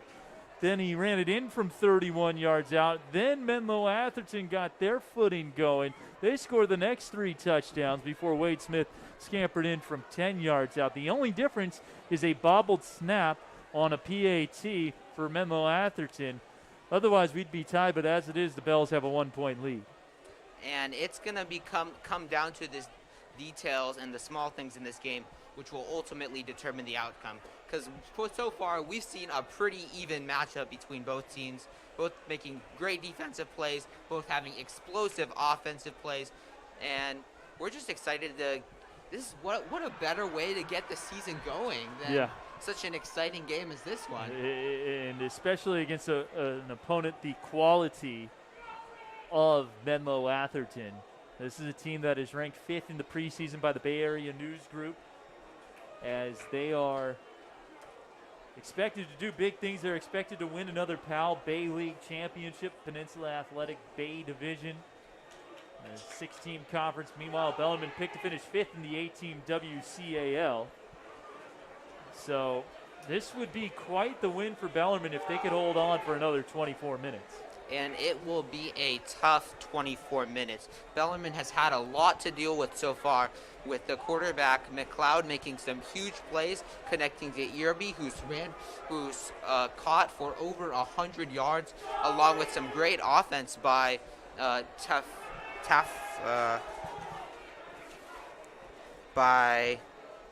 some great offense. Are you thinking by of Dane Fafita? Dave Tafita. Yeah, Fafita with a couple of touchdown runs. Officially 6 carries, 14 yards for him. McLeod, we have him down for 188 yards passing, 13 attempts he has completed. We have him down for 5 for 13 for 188, a touchdown, and no interceptions.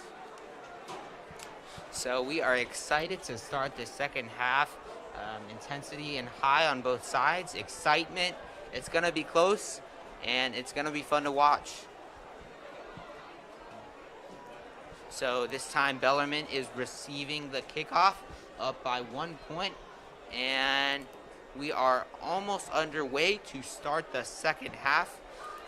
Both coaches adjusting their playbooks accordingly, making the right adjustments on both sides for defensive offense.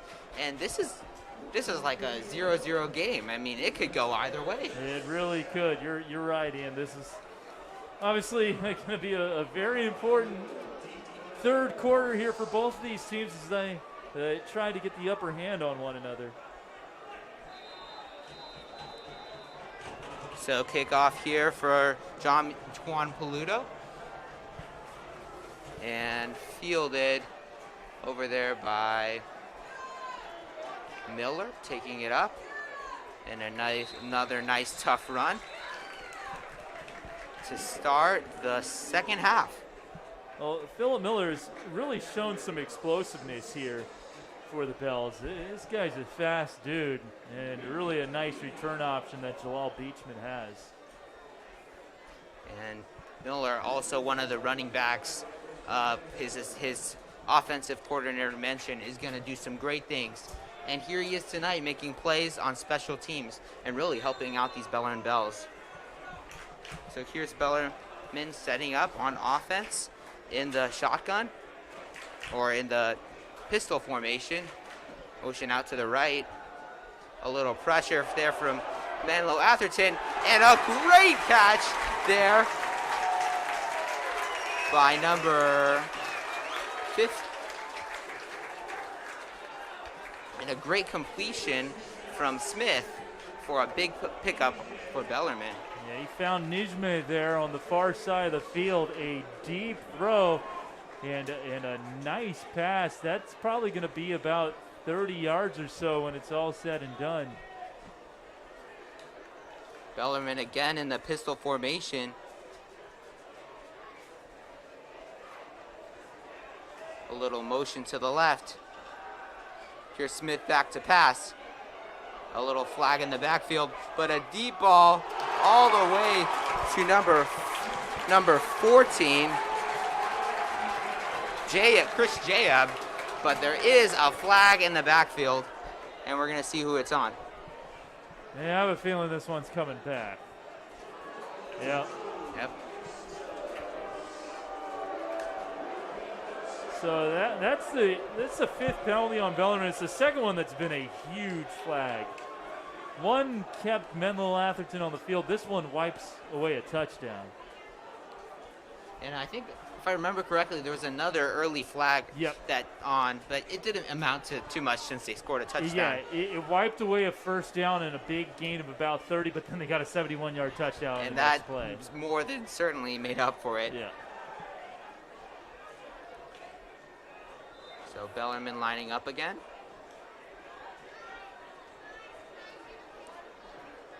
And this is an empty set. Here we go, Smith about to take the snap. Looks to his left, gets a big hit, and they're going to call it an incomplete pass. But a great hit there by number 88. Number 18, Jalen Moss. Wait. And some great pressure there from Menlo Atherton. Yeah, they brought the heat there. Wade Smith lucky he had his arm going forward there because that could have been another turnover. And correction, that was David Tenglano. Tenglano. Yeah, David. So Bellarmine back in the shotgun formation. Smith was lucky to get rid of the ball on that play. And with a design run to the left, Smith has a little room to go. Here he goes up the sideline, making a move in open field, and finally brought down by number 18, Christian. My correction there was Nate Escalada. Yeah, Escalada, he's the backup quarterback. It was a design run for him, and he took it all the way down the field. A big run for Escalada. And Escalada taking the snap again and running to the right this time, but this time tackled down by number 45, Stone Vaca. Wow. And some great running there from Escalada, getting an ovation from the Bellarmine Bells, one of the adored Bells here at Bellarmine. And Smith back on the field. Some great running by the quarterback so far. That's Here for we sure. are in the pistol formation. Smith taking the snap. Looks to his left. Throws complete to number 12, Rami Nijme. And third catch for Nijme. Just kind of sat down in a soft spot in the MA defense. Got him 5 yards. Sets up a third and manageable. That's nicely done. So Nijme also having a great game. 3 catches on the night and in very important places.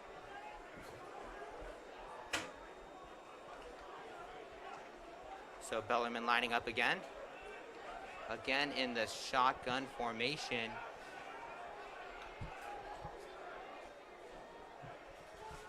With Pfaff in the backfield.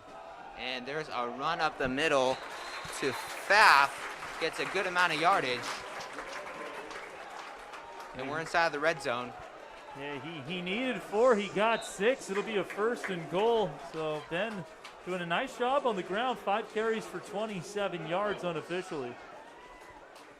And Bellarmine has really had multiple players pitching in, not any superstar taking over. Obviously, Smith with some great plays. And here they are lining up again in the shotgun formation.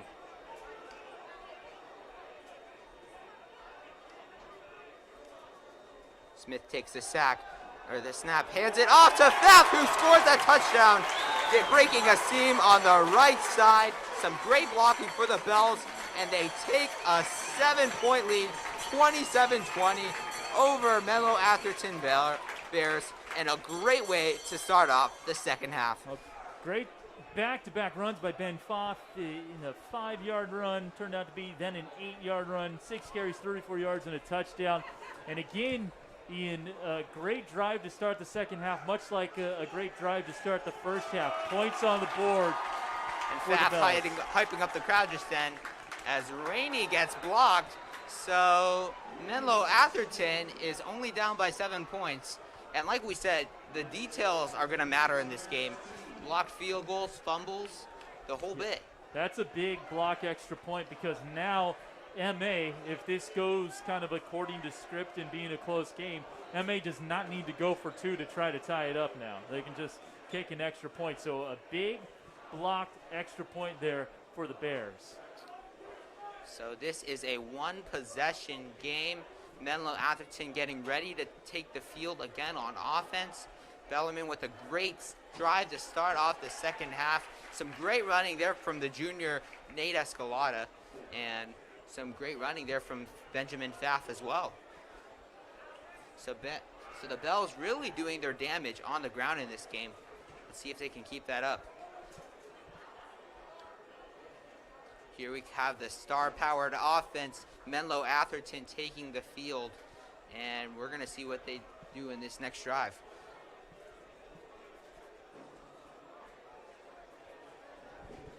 So Jack Rainey kicking it off, and he sends it deep, and number 18, Jalen Moss, will let it go into the back of the end zone, and we'll start on the 20-yard line with 8:56 left in the third quarter. Plenty of time left in this game for a lot of excitement to happen.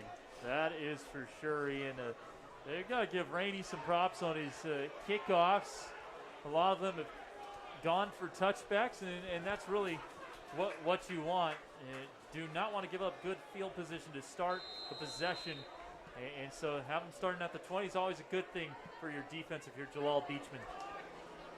So here's McLeod taking it out, and there also is, takes the snap, open, completes it, running down the sideline, number 16, Moss. Jalen Moss again. He's 18. He's been big. That was a gain of 22. So Moss, the 4-star receiver, he's got 4 catches for 68 yards. And not having a lot of big plays, but continuing to catch the ball, move it downfield. Moss has played an important role in this MA offense. Yeah, Moss in the spring, 19 catches, 319 yards, has 12 touchdown receptions over the last 2 seasons.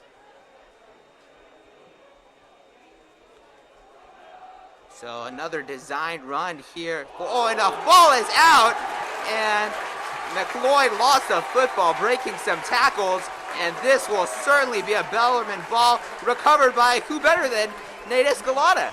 Man, how about the third quarter, Ian, that Nate Escalada has had like a 52-yard run and then a fumble recovery. And this Bellarmine defense setting the offense up nicely. They get the shutdown drive, if you will. They call it in baseball shutdown innings after you score, not giving up a run in your pitching half of the inning. And then you get a shutdown drive here. You get points on the board. Do not give up points on your defensive drive. And not only that, but you set up the offense with pretty good field position close to midfield. And I don't know if there's any recruits out here, but they have their eyes on the all-around player, Nate Escalada, making some great plays on both sides of the field. So here we have Smith fielding the ball in a pistol formation off to the right and tipped up in the air and almost picked off. A dangerous throw to the right side of the field. Smith, very fortunate that was not intercepted because Anytime that ball is tipped up at the line of scrimmage, I mean, that was just kind of, I believe that was Johnny Barbie out there. Couldn't quite tell from here, but man, that could have been an interception. Beachman just made a sigh of relief just then. So Smith back in the pistol formation. A run up the middle from half. Had a great game, picking up some more yards. And he's always been that power runner for Bellarmine ever since he was a freshman, making those big plays.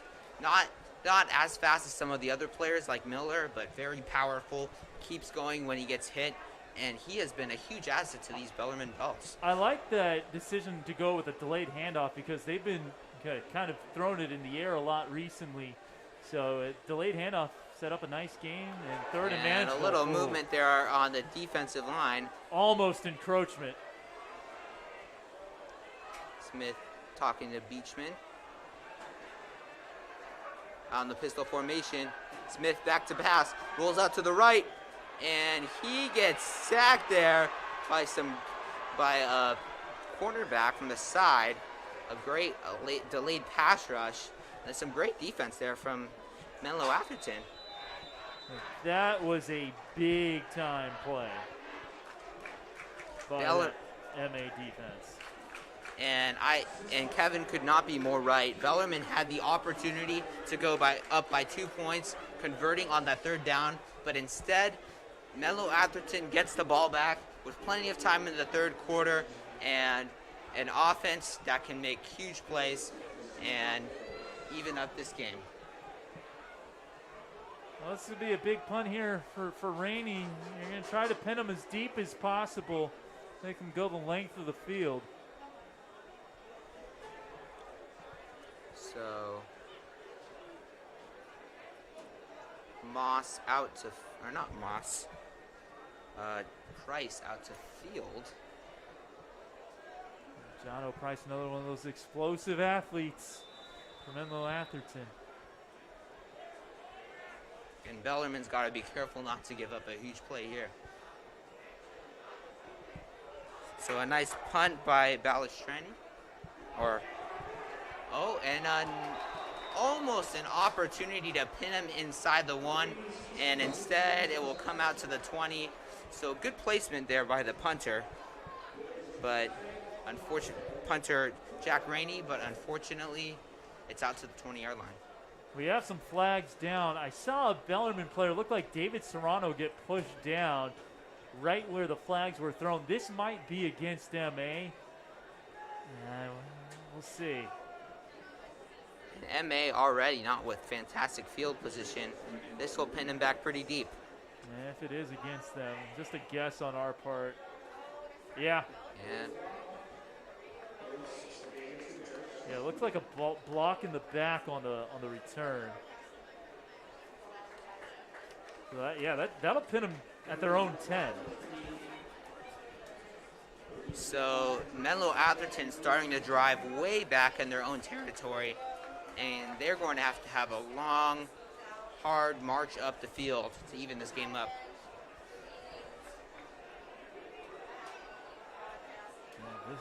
You would think advantage Bellarmine defense in this situation, but we know this attack is explosive for MA. Big series here for the Bears. And here, McLeod in the shotgun formation. Dropping back to pass. Looks deep. And almost complete to number 18, Jalen Moss, who's had a great game so far. And if he would have caught that, that would have been 6 more points on the board for Menlo Atherton. You took the words out of my mouth, Ian. That's a touchdown. Touchdown, 100%. And quite frankly, that's a 4-star receiver who's being looked at by Pac-12 schools. You expect him to make that catch. That was thrown right on the money by McLeod, and Bellarmine very fortunate that Jalen Moss, usually very sure-handed, very explosive athlete, a great receiver, just dropped it. Yeah, and Moss immediately shaking his head after that ball went through his hands. He knew exactly what we were saying. So here's McLeod in the backfield in the shotgun formation. Another design run out to the right. Bellarmine swarming, but he breaks a couple tackles and is down at the 31. So some nice running there from McLeod. Yeah, if nothing else, that gets you away from being backed up by your own end zone. Not to mention moving the chains. Big play on 2nd and 10 there. Matt McLeod, he has really gotten it done both in the air and with his legs. That's his second gain of at least 10 yards on the ground. That one going for 20. So Menlo Atherton with a new set of downs, and they are moving down the field. And the great thing about this game is we have seen a variety of drives. We have seen long shots overhead for over 70 yards, and we've also seen huge plays on the ground. Yeah, no, that's the beauty of this game and these spread offenses. They are very dynamic. Lloyd hands it off, and breaking some tackles, Tafe all the way down to the 50. Yeah, Fifita, another big run. Now, he's slow to get up there. He's kind of been their short yardage guy, goal line back, and hopefully he's okay. He might be cramping up as well. It'd be the third Bear to cramp up, if so. And Tafita, he has been taking some hard hits from the Bellarmine defense, but he keeps on standing up and running again and getting a little elevation over there from the crowd. Yeah, that's one of the trainers stretching out that right leg of his. We hope he's all right. He's been productive. Fumbled it his first touch, and then his next 2 carries went for touchdowns. That was his longest run of the day, 17 yards. So hopefully for MA's sake, he's able to continue playing in this one. Yeah, he has surely added more excitement to this game. And just so many players making amazing plays. It's been fun to watch. Yeah, you know, their feature back going into this game was Thomas Tafui. We really haven't seen a lot of Tafui. He's only carried it 2 times for 6 yards. Fifita has gotten the lion's share of the carries to 7. We've seen a little Joseph Flood. He's gotten 4 carries. McLeod's taken it 4 times himself if you include the sack. Jalen Moss has a couple of carries, 1 on a reverse. So, yeah, interesting. Yeah, it's Tafita. He's really been running it up the field and taking many hits. So here's a little delay in the action, but now Menlo Atherton back on the field, and Bellarmine hoping to slow down their slow march down the field. And really, these drives are what wear defenses down. Yep. It's not those long plays overhead, but these smaller plays, 5 yards, 6 yards, that really make them tired. So here's McLeod out to the right, looking deep, using his legs, and he will just run out of bounds. But again, extending plays on the ground or in the air. McLeod has been huge in this game for Menlo Atherton. Yeah, nice pressure there by Javon Reels, and then Escalada on the back end forcing him out. Now, that was a good gain of about 8 yards. Reels forcing him out of the pocket. And really what Bellarmine's going to have to deal with for the rest of this game is just trying to keep McLeod from picking up yards on when the pocket breaks and he's running out. So here's a rush.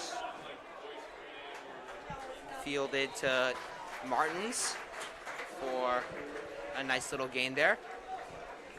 And a better job with containment there by the Bellarmine defense. Flood nowhere to go that time.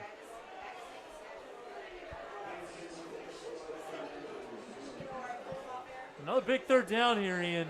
This is an opportunity. I mean, I think if it's like 4th and 3 or shorter, I'm pretty sure MA would go for it.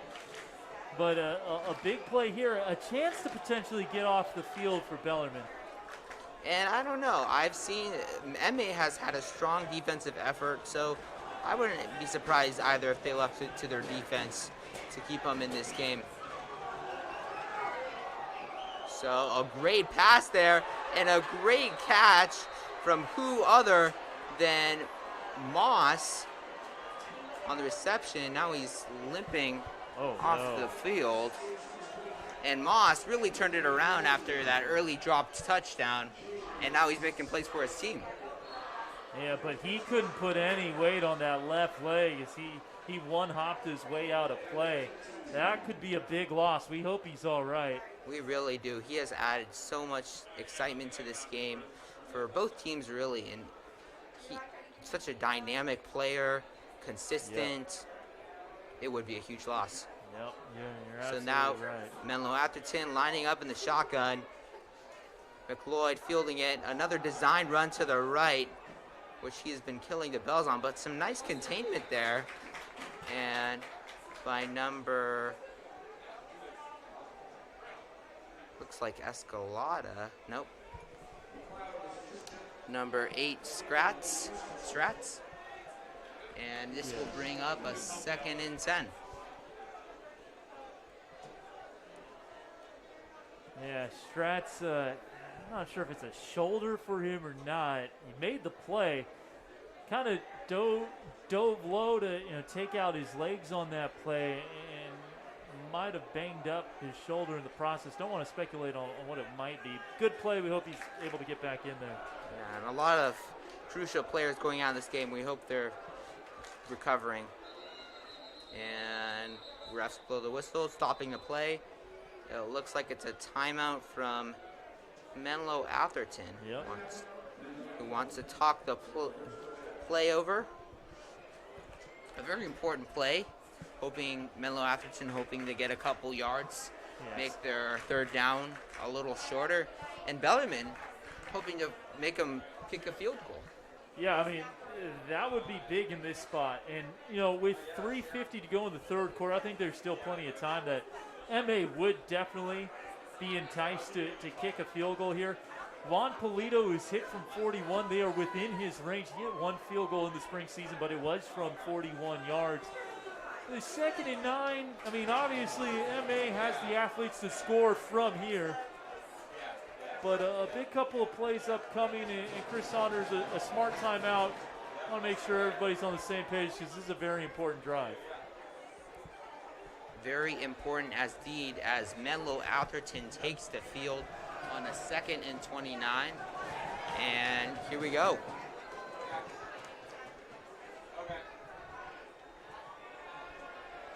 In the shotgun formation. Tafiti in the backfield. Moss out to the left.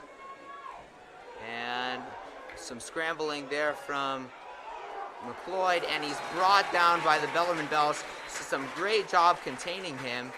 A good defensive effort from number 4, Martins. And Tyler Martins had a couple of nice plays defensively for the Bells. That was a big one, and that's going to go down for a loss. Makes it 3rd and 11. You're setting yourself up potentially to hold them to a field goal attempt here. And my prediction is if this is more than a 4th and 4, Menlo is certainly going to kick a field goal. Yeah, Menlo Atherton probably would. 4th and 4 and beyond. That probably is field goal attempt territory. We'll see. Big 3rd and 11. So Smith to take the snap. Lined up in a shotgun formation. And a little pass rush from the cornerback. Lofts it up. And a little flag. It looks like it's going to be a pass interference. Yep. And that, we'll see what the refs say. Yeah, I pretty much guarantee it's going to be an automatic 1st down for Menlo Atherton. And Menlo Atherton with a new set of downs, so a big flag there on the Bells. A well-thrown ball there by McLeod. And this will set up a new set of downs, very likely. Yep. So 1st down near the 10 in the red zone. And the Menlo Atherton Bears continue their march down the field in an effort to even up this game. So spotted on the 10-yard line exactly. A lot of these MA players are cramping up. We've seen a few guys go down with cramps, have to get stretched out. We just saw Johnny Barbie there kind of working out his right leg. This is to be expected. I mean, it's your first game of the season. You're extra hyped. I mean, I was a manager for a college basketball team, and we had one guy, arguably best player on the team, who would cramp up second half every game, have to make a special Gatorade mix for him. That'd be one of my jobs. These things happen to top-level athletes, and I guess the hope is that the cramping becomes less frequent as the season goes on. But we've seen a handful of guys on MA cramp up. And it's really tough sometimes because often the top athletes are the one that get hit the hardest. So we got to make sure that they're okay, and especially considering Moss, who was out earlier in this game, still no signs of him. But they actually didn't give him a first down. It's 3rd and 1. It was at half the distance to the goal penalty. So Bellarmine with a large, important play right here, which could bring up 4th down and 4th down territory. And that will be a first down and more for Tafiti down at the 2 or 3 yard line. So a nice gain there by the running back, who's played well all game long. As we said, started off with a fumble, but never turned back after that. And another player down on the field. Can't get a number at this point. Yeah, well, Fafita is just such a tough runner. You see, the first guy almost never brings him down. You need a village to bring down Fafita. And yeah, you mentioned we can't tell the runner, the player who's down, man, you can't tell what the deal is here. But, not only is this the first game of the season, yeah, there was a spring season, but it was only 5 games. You never knew if you were going to be able to play or not. And the way this is being treated, I think this is more than a cramp. They're telling Bellarmine they're going to help him up. That's the center. That's Kilo Melgar, 55. 55 walking off the field. A big loss there for MA if he's unable to return. And he's probably a large part of the reason why they've been so successful on the ground. And this is a guy that Chris Saunders said is very cerebral, kind of directs traffic like you want a center to do. If he cannot go, that could be a big blow to the MA offense. And another center getting ready to go. Oh, never mind. So here's Menlo Atherton back onto the field. John O'Price on the right side, lining up in the shotgun formation. A little handoff to Tafiti, and he put it in. So Menlo Atherton, with one more extra point, is gonna could even up this game, and it will be exciting from then on out. Well, Fafita, that's his 3rd touchdown. 9 carries, 41 yards, 3 touchdowns, a fumble. It's been an eventful game for Fafita, but man, he's been very productive. First touch was a fumble, and it's been nothing but positive ever since. So let's see if Toledo can punch this one in. And we've seen that even field goal kicking has been crucial to this game. So we'll see how he kicks this one through. I want to say that was Chris Neal who moved over to center. Couldn't quite tell. It looked like it was 53 who was their center, so that'll be something to monitor. They're going for 2. And they are feeling confident. Here's McLeod in the shotgun, and it looks like he has room for a touchdown. And here are the Menlo Atherton Bears taking the lead for the 2nd time in the game, leading by 1 point, 28-27, and a gutsy call there by Sanders, but it paid off. Yeah, gutsy indeed by Chris Saunders, but they had the blocking was perfect, and kind of a caravan to that far pylon for McLeod. That was an easy score, and so now the Bellarmine offense is going to have to do it again, down by 1. And we'll see how Bellarmine responds to that 2-point conversion if it comes down to it, because we're looking at a one possession game at this point. And every point matters in this one.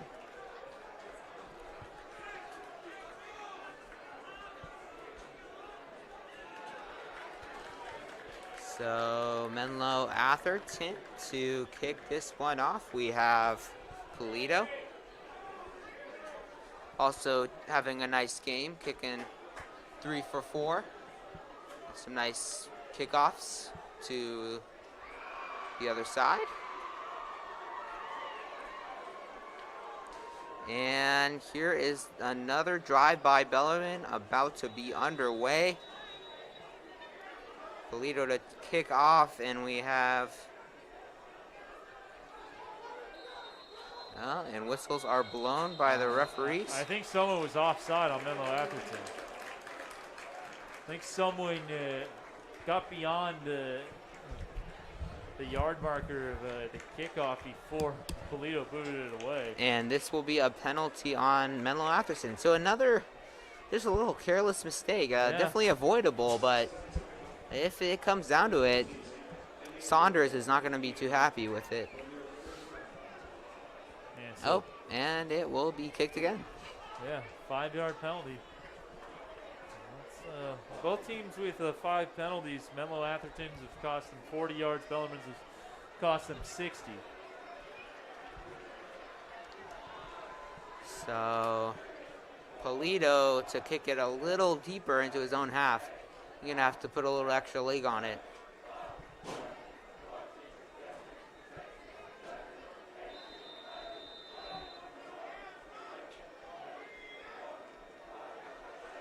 And he kicks it off. A line drive there. And it looks like Pfaff fielded it, and a nice run up the gut. So down at about the 36-yard line, Bellarmine with some nice field position to take over on this drive. Yeah, you'll take that for sure. That's, the consequence there. You move it back 5 yards, probably don't have the leg, a high school kicker, to get a touchback. And so that allows for a return. And that was a low line drive kick because you're trying to put an extra leg into it to try to get it to the end zone. So less loft means less time for your coverage team to get down there, more room to roam. And here's Smith in the backfield, a little motion to the right. And whistles are blowing the play dead. Pfaff about to take the handoff.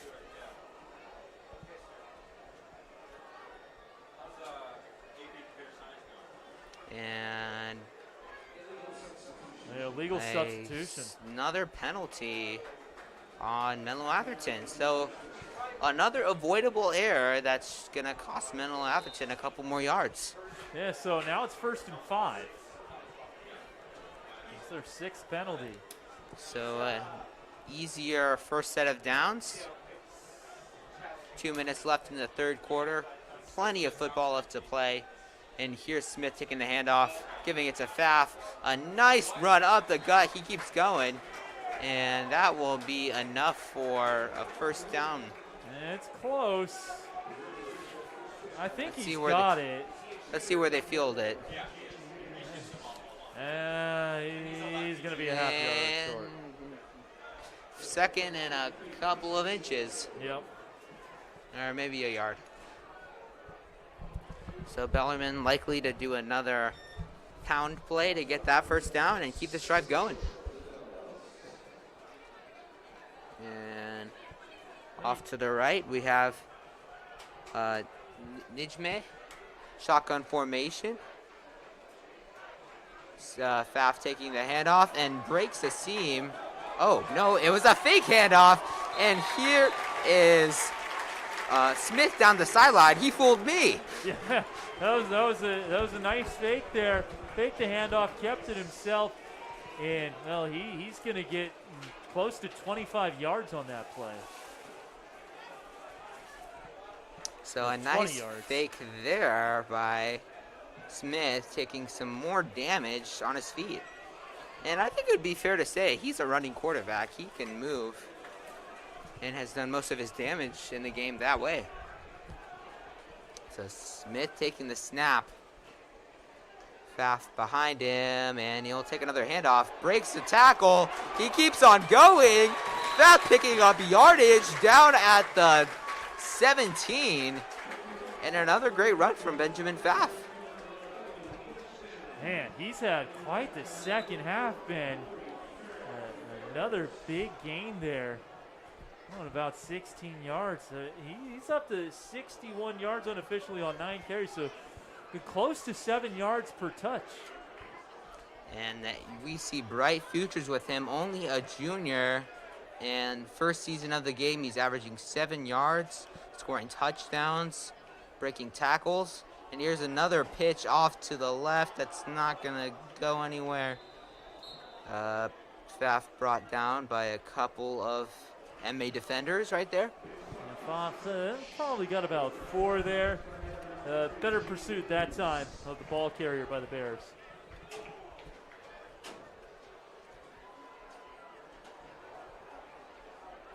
So Menlo Atherton looking for ways to slow down these Bellarmine Bells, who keep on marching it down the field. They really haven't done much through the air in this second half, but really have relied on their ground game, which has paid dividends, I might say.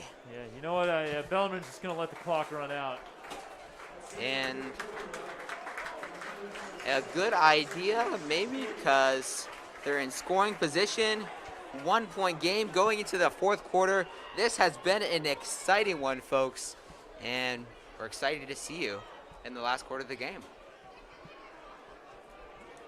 All right. I feel like I got into the flow of it after a little bit. I mean, obviously not super fluid. Oh, that's fine. Hey, nobody's super fluid the first game. Don't even worry about it. Just try to have fun with it. And, it's been fun working with it. Is there running back on this roster? So Fluey, he hasn't really played today. It's been 50 feet to. Oh, right there. Yeah. I found him on my thing. He's number 43. All good. I have to leave with that 5 tomorrow. 5? Yeah. What are you doing? We're running in Santa Cruz. Oh man. Yeah. But are you cross country or? Yeah. Oh, okay. Wow. That's man.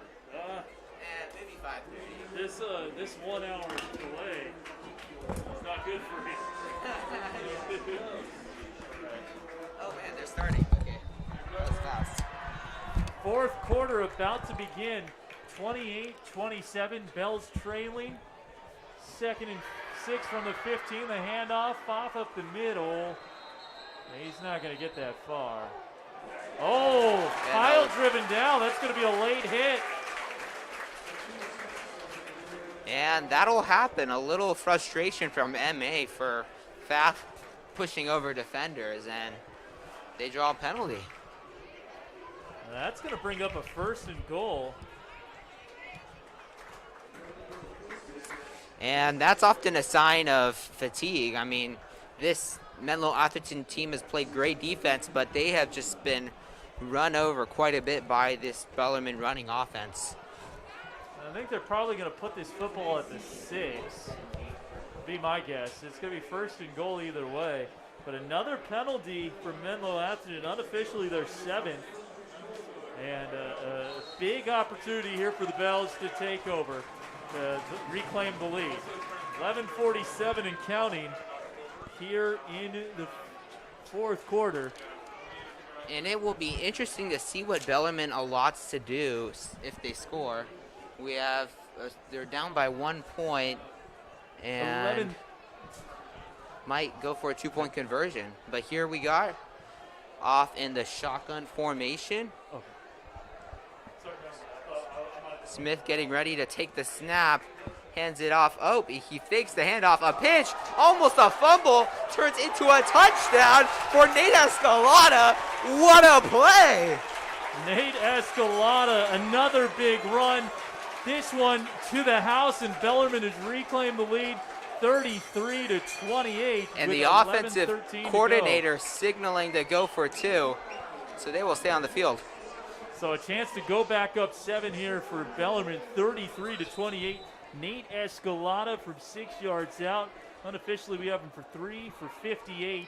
3 carries for 58 yards and the touchdown. 11-13 to go in the fourth.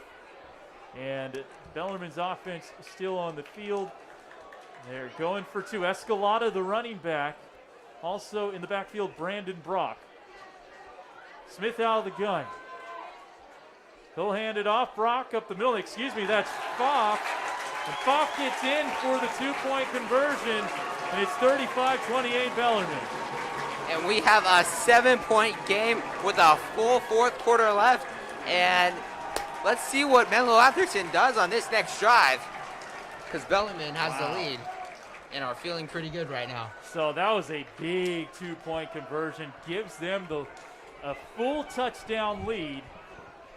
Now, of course, last time when Bellarmine was up 7 and MA scored a touchdown, they went for 2. So they can very well do that again. But 11-13 to go. Bellarmine in the driver's seat. Kevin Dana, Ian Knight with you. And some great play from the juniors on the Bellarmine. We've seen Pfaff with some explosive runs up the middle. Nate with some plays all around. And it's just been an exciting game and a bright future for those 2 runners. And Miller with some great returns. Yeah, Miller's had a nice game. Ben out of the backfield's been good. Let's see Rainey booted away here.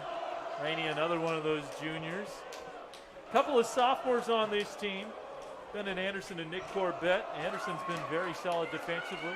Corbett starting at left guard offensively. So back deep to receive. That appears to be Jeremiah Irby. Or John O'Price, either 5 or 6. Can't quite tell by the way the jersey is crunched up. Well, we can tell you Rainey's booting it away, and it is going to be a touchback. And Rainey with some nice kicks into the touchback or end zone, making sure that Menlo Atherton doesn't have any opportunity to make something happen. Yeah, definitely a good part of this game for Bellarmine special teams. Now they did give up the blocked extra point, but the kickoffs have been good. Now 11-13 for Matt McLeod in this MA attack. And McLeod takes the field with a probably one of the most important drives in this game for Menlo to even it up. There's not that much time left, 11 minutes. And the way Bellarmine's been marching down the field, it's almost very important that they put points up on the board. McLeod back to pass, throwing near side. Beautiful throw to Jalen Moss. In pursuit was Escalada, but nothing he could do about that. Beautiful pitch and catch, and that'll be a gain of more than 22 yards. Makes it 1st and 10 from the 42. And we are glad to see Moss back in this game, Menlo Atherton especially, because he is a crucial part of their offense and being able to stretch the field and just make big plays. Absolutely. 6 catches for 117 yards for Jalen Moss. McLeod has thrown for 237.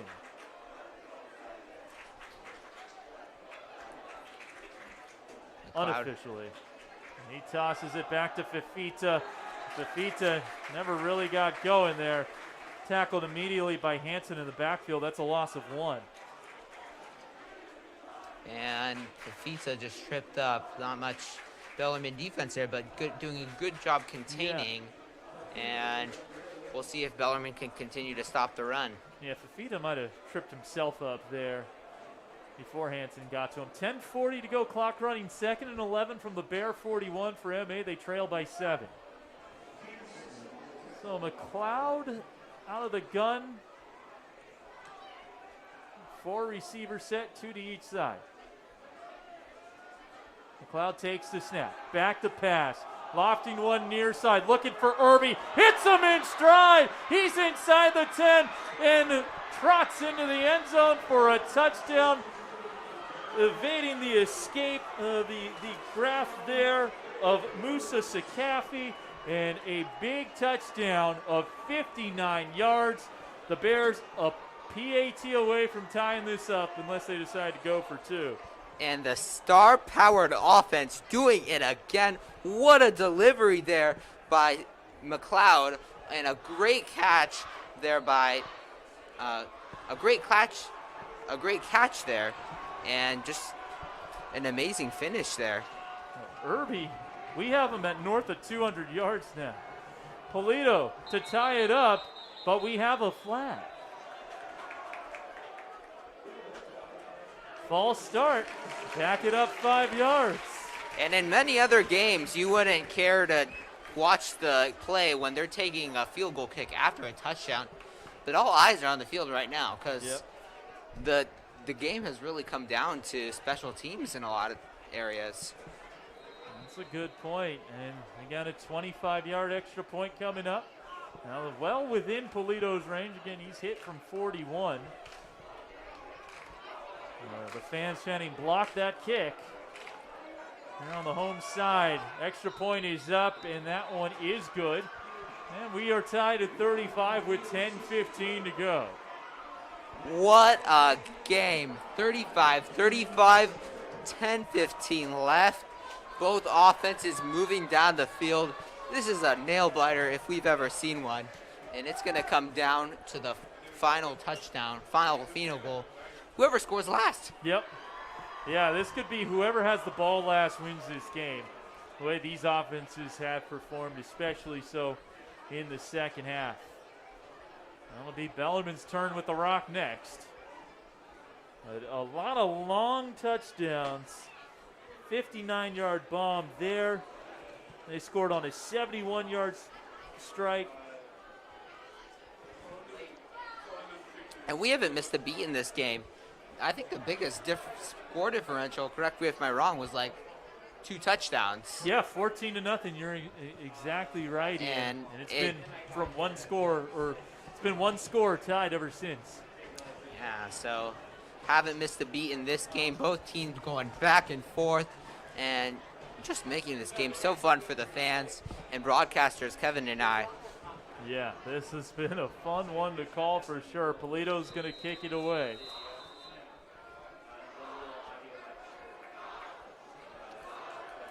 Miller and Otobre back D.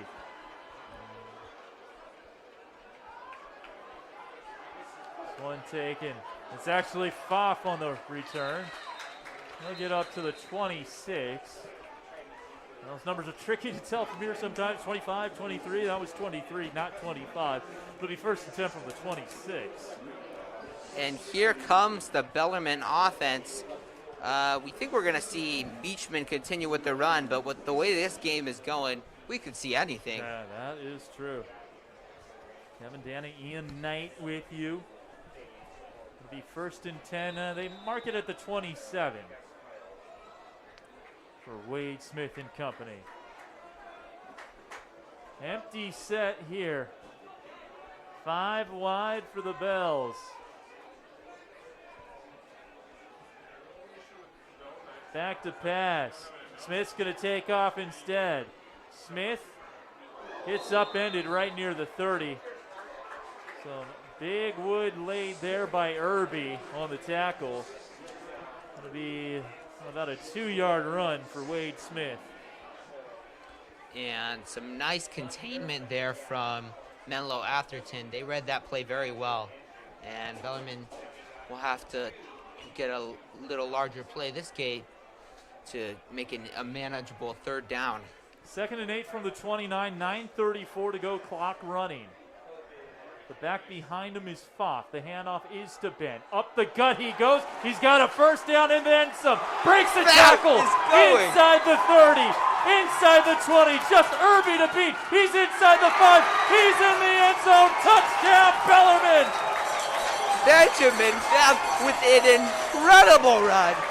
And some great blocking up front, creating a huge seam for him. Another 71-yard touchdown. There's a flag at the end of the play. This might be against Sam May. I think the touchdown's going to stand. I think this is after the touchdown is when this flag was thrown. It's our guess on the broadcast here. But And some huge plays we've seen throughout this game. Another huge run from Pfaff, and that was over 50 yards. Yeah, yes, that was 71. 70 yards. Another 7. We've seen like 3 71-yard touchdowns in this game. Deja vu. It's got to be a record. Exactly 71 yards on 3 different touchdowns. Let's see what the flag is here. And if there's any locker room talk after this game for the team that doesn't come up with the win, it's we got to contain them on the big plays. Jalal Beachman talking with the referee. Should mention we've kind of been pronouncing Ben Pfaff's last name 2 different ways. It's because we've heard 2 different pronunciations. So I will defer to the student who knows him. You call him Pfaff? Yes, Pfaff. Okay. I interviewed him once freshman year. All right. He said Pfaff? Yeah. If he says Pfaff, we say Pfaff. we were told by someone on the team that it was Pfaff. Oh. So, but all right. So if the Pfaff/Pfaff family is watching, we apologize. We will go Pfaff. This is actually, it's going against Bellarmine. The touchdown counts. It's 41-35. I think it might have been an excessive celebration. Touchdown is good. So this is going to be, a 35-yard extra point, yeah. Well, that could be a big penalty. 35-yard extra point for Rainey. Good hold, good kick. Big extra point for Rainey, a 35-yarder, and it would have been good from 45. Yeah, he had plenty of leg on that one. And Rainey just quietly having a very nice game, kicking balls into the end zone and making field goals. He's played great. 42-35 with 9:17 to go after the 71-yard touchdown from Ben Pfaff. Pfaff in italics. Yeah, no, because I was talking with Coach Beachman today. He said Pfaff. I was going through pronunciations on the field earlier today. I was told Pfaff. But you're his classmate. You say Pfaff. 2 out of 3, right? That's the He's playing great, and that's all that matters. the Katie Bauman math, my former pre-cal and calculus teacher at Bellarmine. 2 out of 3 wins. We didn't learn that. That's the way Congress works, right? If they 2/3 majority vote. There you go. 9:17 to go in the 4th.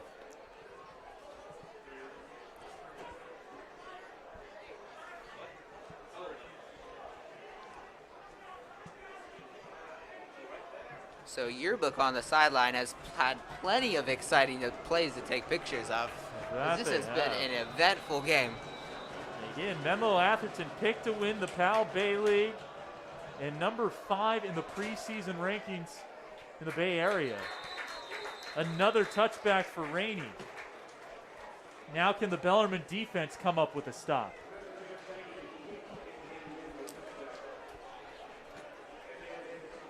And some quick scoring drives from both of the teams. This game might reach the 50s or 60s in points. Now, if this goes to overtime, yeah, that could easily happen. But yeah, with these quick strike capabilities, we could see the 56 might be the number to get. Could be 49. The Bells hope 42 is good enough. Matt McLeod time. And a game fueled by offensive plays, huge plays downfield. It's been great to watch. Moss in motion. Back to pass is McLeod. He's going to take off, and he's just going to get rid of it. Almost picked off, and it is! Bellarmine and Brody Stratz with the interception. And that's one McLeod probably should have just tucked an 8. And McLeod will have a little trouble sleeping tonight because he should have held on to that ball. I mean, taking the sack is one thing, but getting rid of it in the middle of the field, that was a bad mistake. Now Bellarmine has a great opportunity to go up 2 touchdowns again in the 4th quarter. The pressure getting to McLeod. McLeod trying to just throw it away. It got tipped and picked by Brody Stratz with one of the biggest defensive plays of the game in what has been a shootout to this point. And a very tough break for Menlo Atherton. He's been playing great on offense, but that's one of the things with the pass game. They're prone to interceptions. The fans chanting Brody, Brody, Brody after that. Like they're watching Russell Westbrook play. Out of the gun. It's Escalada. Nate Escalada. He's going to run to the right. Fafita there. He evades one tackler, takes a few with him, and gets down to the 17-yard line. It'll be a gain of 1. Escalada had a big touchdown earlier. He's got 4 carries for 59 unofficially, had a big 52-yard run or thereabouts in the first half, or third quarter, I should say, which is the second half. 8:30 to go. Clock running. Ball is at the 17-yard line.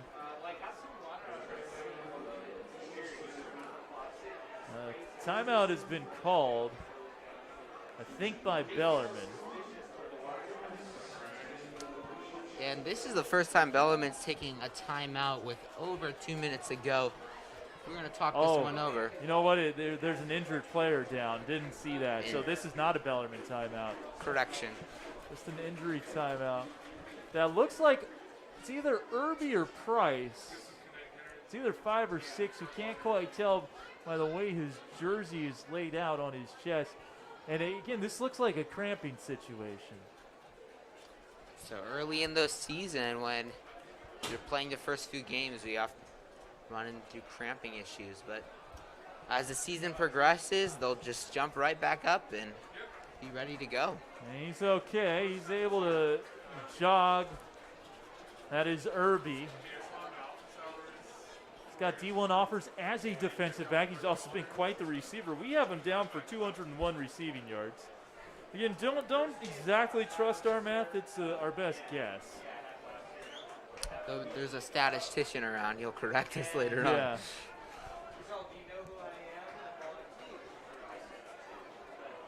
All right, so Bellarmine football, 2nd and 9. Ball's at the 17.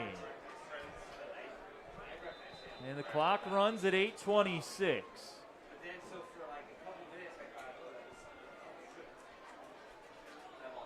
Smith wants to drown the clock a little bit. No need to be in a hurry, up 7.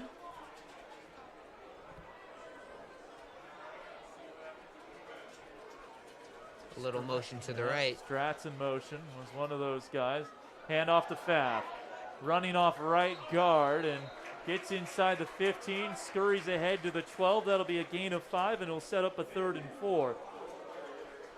And Bellarmine gonna take their sweet time, let this clock run down, ahead by a touchdown, and likely to make this a 2-possession game if all goes well.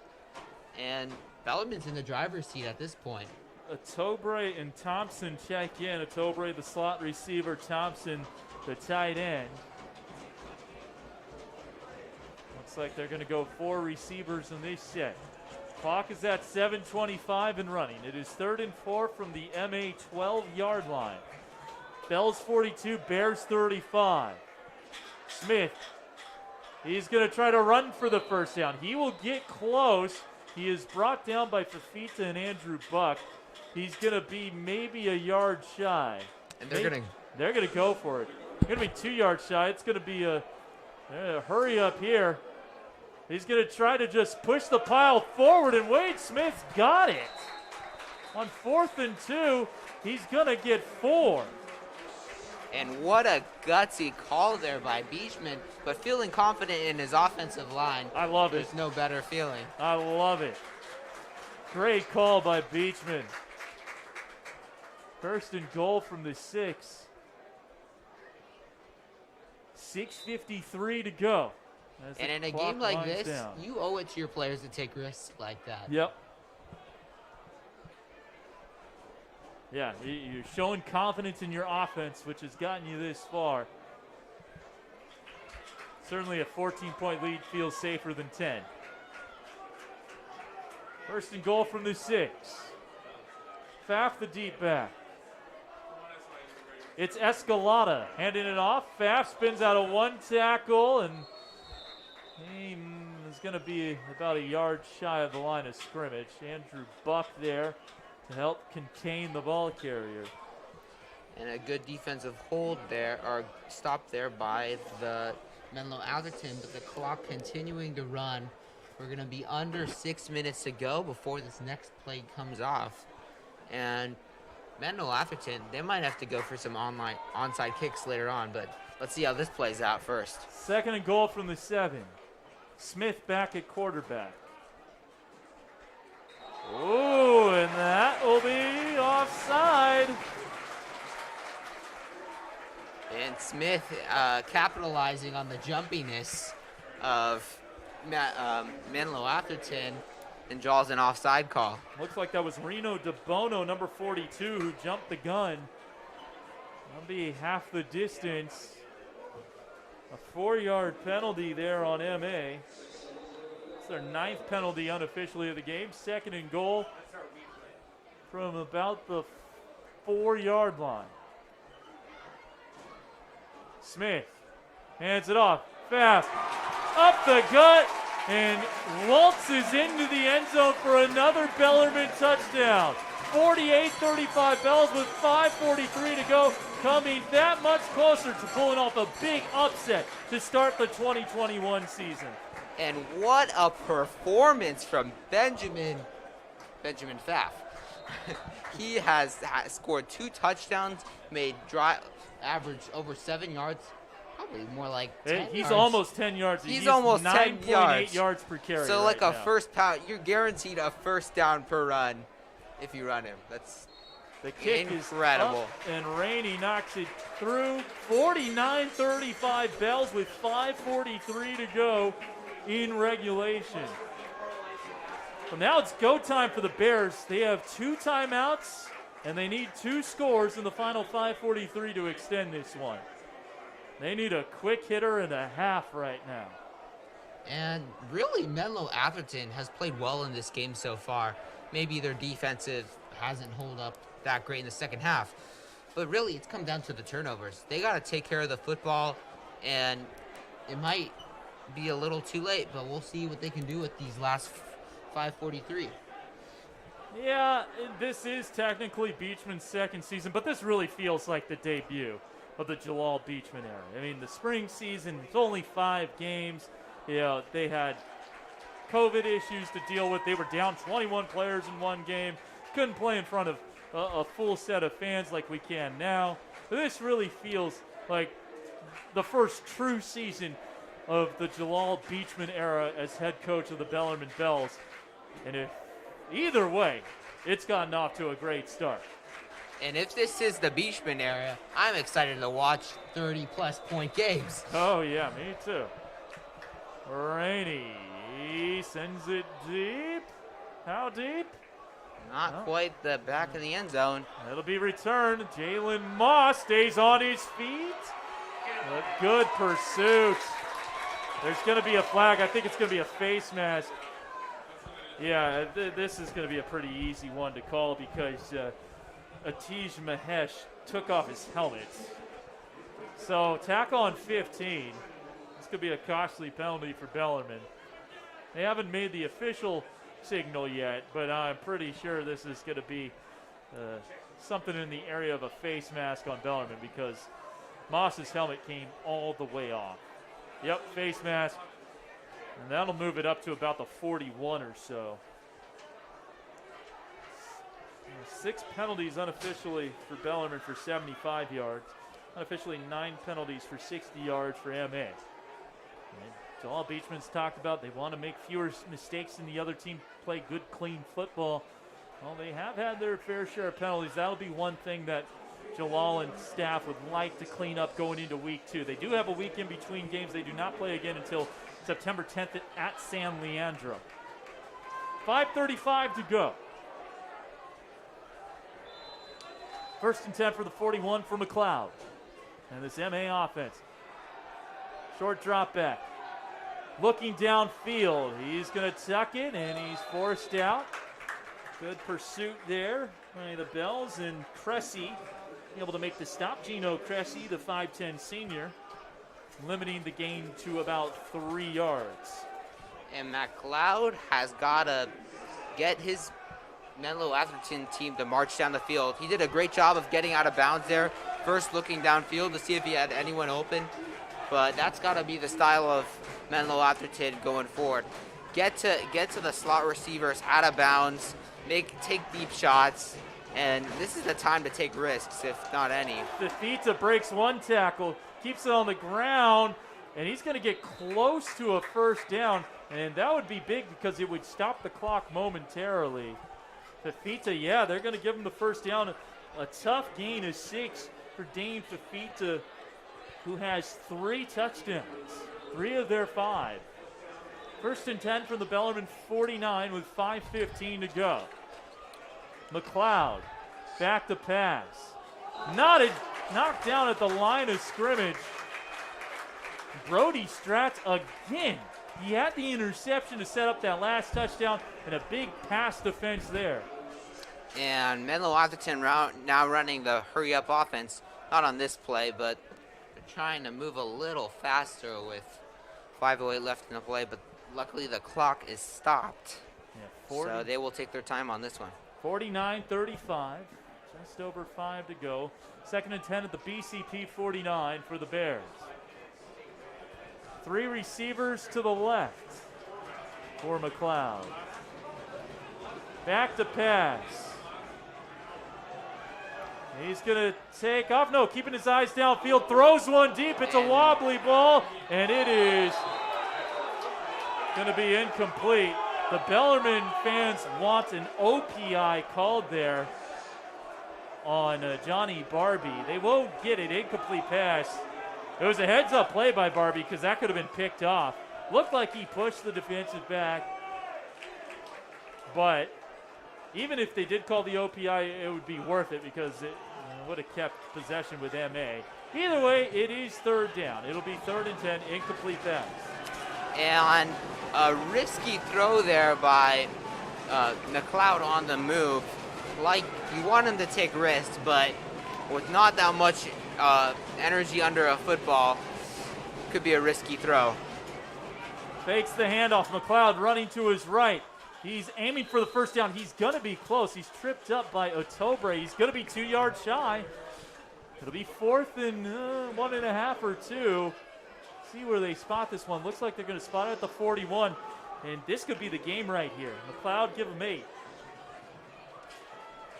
And Menlo has to get this first down, but also they want to get out of bounds. So we might see a sweep off to the right or the left. Well, actually, the clock will stop if they get the first down. So yeah, but then it would run if he is tackled inbounds. So that is a good point you bring up, Ian. You would save more time if you get out of bounds. So they need the first down either way, though. 4th and 2. So a lot of noise here from the Bellarmine fans. This could be the play of the game. It could. It'll be a handoff to Fifita up the gut. He has the first down and then some. Powering his way to the 36. It'll be a gain of 5 for Fifita. 12 carries, 51 yards, 3 touchdowns unofficially for number 43. They go hurry up as the clock's running at 4:44. Back to pass McLeod. Looking to his left, he has Moss. Jukes his way past Hansen. Gets inside the 20 and is wrestled out of play at about the 18. Tackled by Escalada. And they're going to mark this one at the 19-yard line. It's a gain of 17. And Moss with another nice move in open field. Got out of bounds. He did everything you could ask for him on that play. 1st and 10 from the 19. Moss unofficially with 134 receiving yards. 49-35 with 4:35 to go. 2 timeouts left for the Bears. 3 receivers to the right. McLeod looking left. Rolling out to the left. Throws it into the end zone and has Jeremiah Irby for another touchdown. He was hit as he threw it, We have a flag down in the end zone. We'll see what this is all about. And a couple fans on Menlo Atherton, or frankly, all the fans on Menlo Atherton, holding their breath and hoping this isn't an OPI. And a touchdown counts after the play unsportsmanlike against MA. So this would be a 15-yard penalty on the extra point. So once again, these extra points will make this game interesting, as once again Polito lines up to take it. It's the third touchdown pass from McLeod, who earlier today just threw the third interception of his high school career. Polito has had one extra point not go through, not by any fault of his own. It was a bobbled snap. The ones he has been able to get off, he has been able to put through the uprights. 4:27 to go. Big extra point here, 49-41 Bells. And at the very least, that penalty took away the possibility of a 2-point conversion. So from 35, Polito. It's blocked! It's blocked! Looked like Bennett Anderson got his mitts on it. And that special teams unit doing a number there for the Bells. And they have an 8-point lead with 4:27 to go. The Bears with 2 timeouts. So they don't need to onside it here. And you hear the fans chanting, he's a sophomore. They're talking about number 64, Bennett Anderson, class of 2024. And with quite the debut. And Polito had to kick that football more of a line drive to make up that yardage, and it cost him dearly because Bellarmine able to get a hand on it, as you heard the sophomore there. Well, usually Bellarmine football games end around 9:30, 9:45 on a Friday night in the fall. But since this game got started an hour late and it's been a barn burner with a lot of passing, we're at 11 o'clock and we're still going strong. Some late night football here. WCAL/Pal Bay After Dark. And at least 20 minutes of football left. There is a lot of time left in this game. And looks like Bellarmine's going to talk it over. Yeah, I think Bellarmine's calling a timeout here. And on this next play, we'll see how much faith Saunders have in his defense. But at this point in the game, they might go for an onside kick. Now, Bellarmine called timeout because they had 12 guys on the field, so they wanted to avoid the penalty. Smart timeout there by Jalal Beachman. When you're ahead in the fourth quarter, it's not as necessary that you have all those timeouts at your disposal. So take one there, save some yardage, and I think they're going to kick it away. Now, Bellarmine was ready for the onside kick, but with 4:27 to go and 2 timeouts, I think you kick this away.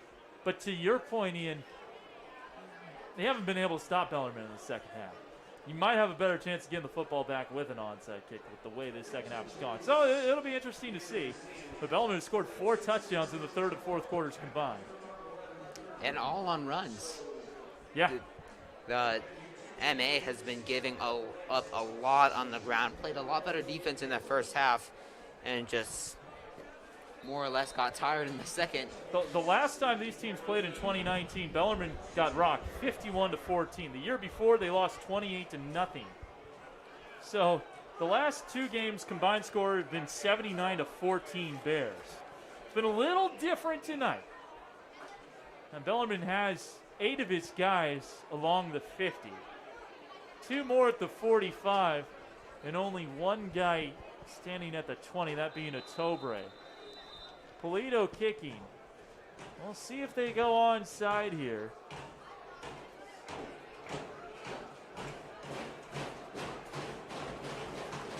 And they are kicking onside. A little bounce, but they are able to recover it. Bellarmine will take over at the 45. Escalada, Johnny on the spot. It was bobbled initially, but Escalada there to smother the pigskin. And so, hey, Ian, you were right. I was wrong. They go onside. 4:25 to go. Ball in the 46. Bears cannot afford to give up probably more than 1 first down. Maybe 2. But that'd be pushing it. Bells have 2 timeouts, so do the Bears. And that's kind of more of the limiting factor at this point. Jabe lined out as the receiver to the near side. See if Bellarmine keeps it on the ground. It's going to be a run for Pfaff. Up the gut. He has the first down. Pfaff. He's inside the 40, inside the 30, inside the 20, and he'll be wrestled out of play by Barbie at around the 10-yard line. A big gain on first down. Has him in just about a goal-to-go situation. They're going to mark this. Where are they going to mark this? Around the 10, the 11. It's going to be a gain of 40-plus for Pfaff, who has been fantastic. He's been unstoppable in the second half. 44 yards. Place it at the 10. Huge, multiple plays, over 20 yards on the ground. 16 carries for 191 unofficially. That is just about 12 yards per carry. First and goal from the 10. 4:16 to go. Smith takes the snap, hands it off. Pfaff picking his way to the right. Oh, and he almost broke through to the end zone. Almost works out better for Bellarmine that he doesn't because the clock is running. As he gets to the 3-yard line, it will be another gain of 7. And Bellarmine will take as much time as they need on this play as we enter under 4 minutes to go. Already some bells look like they're exiting the stadium, and Bellarmine's in command right now. There's too much game left, but it's 11:05 p.m. I guess I could understand.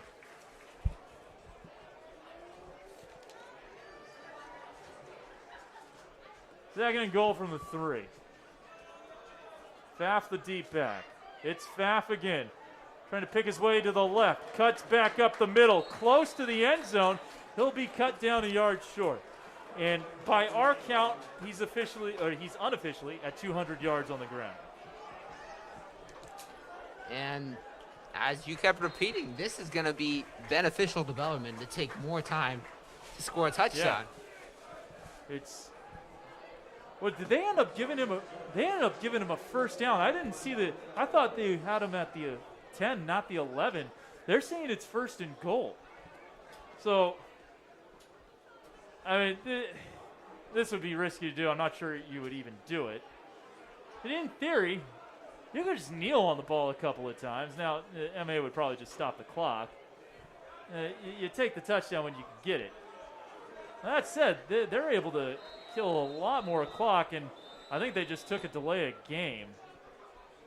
Yep. And Bellarmine might be doing just that. Yep. I'm not sure they meant to. Unintentional or intentional. Yeah, I mean, I think you'd still rather be at the 1 than the 6, but 2:38 to go.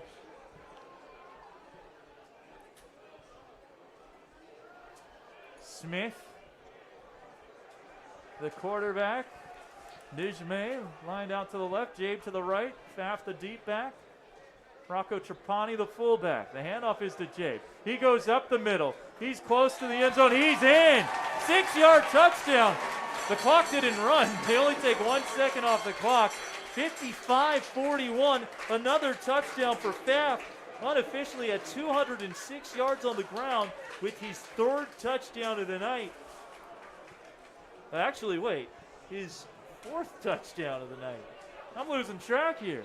Yeah, we really are. Over 50 points scored by the Bells combined for, we might reach 100 points for both teams in this game. Yeah, we're at 96 right now. Rainey's on for the extra point. The kick is up. The kick is good. It's 56-47 with 2:37 to go. And again, the Bears are going to need 2 scores, but now only 2:37 to work with.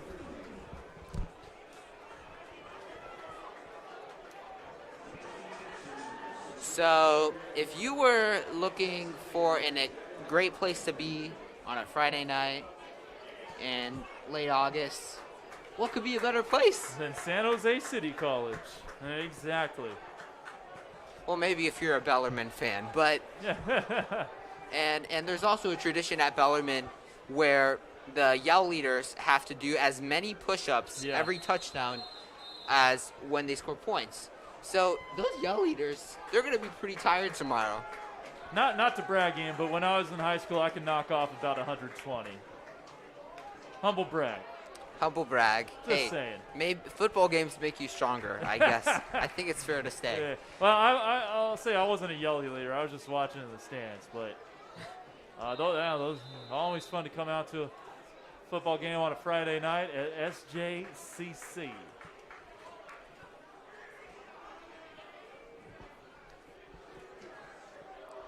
There's the kickoff. And here's Moss on the return. And he's going nowhere. Cut down before the 15. He was sliding down. But Mahesh, the first guy there, having a nice special teams night, Atij Mahesh. Number 35, a 5'11 senior for the Bells. And now they got to go 87 yards. I think it's fair to say that this game was a game until that interception thrown by McLeod. I mean, these teams were going back and forth, and that was a costly turnover. Wow, that was the turning point. You're absolutely right. And the Bears have been playing catch-up ever since. Now, let's see. There's still time. Crazier things have happened.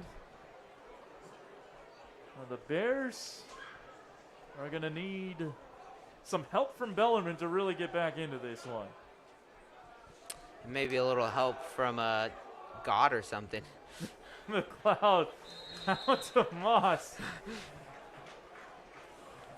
Moss also having a fantastic game, and unfortunately that just is going to get overshadowed by the 56 points that Bellarmine poured on. But if there are any recruits here, all eyes are on those wide receivers. And unofficially, 8 grabs for 141 yards for Jalen Moss. Hasn't found the end zone yet today. Herbie has 3 touchdown receptions. And unofficially, McLeod has thrown for 339 yards. 2:26 to go. 2nd and 3. Back to pass. McLeod has a wide open receiver. It's Moss. Moss gets up to the 35 before he's forced out of bounds. 15 yards on the reception. And the clock stops at 2:19. And Moss continuing to pad that resume. He's getting subbed out. And number 12, Cameron Johnson getting subbed in. And we haven't seen Johnson really today. Not a whole lot we haven't heard from him. Johnson is a senior, 6'1", $150. Good opportunity to get some playing time in these last few minutes, even if they won't necessarily amount to a win. He can still come back.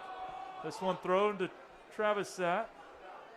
And he has a nice gain up the near sideline. He'll get into plus territory before he's pushed out of bounds at the 44.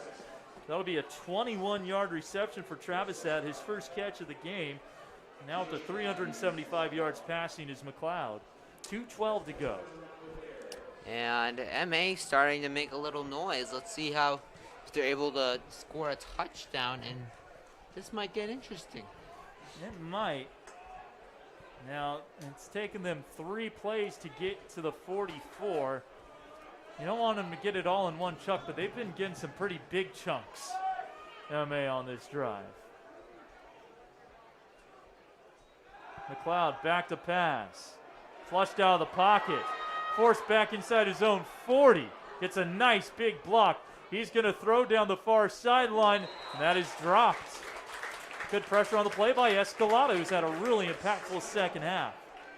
And I don't know if McLeod has an Apple Watch on or a Garmin or something, but if he had one, I think he's ran over 3 miles today.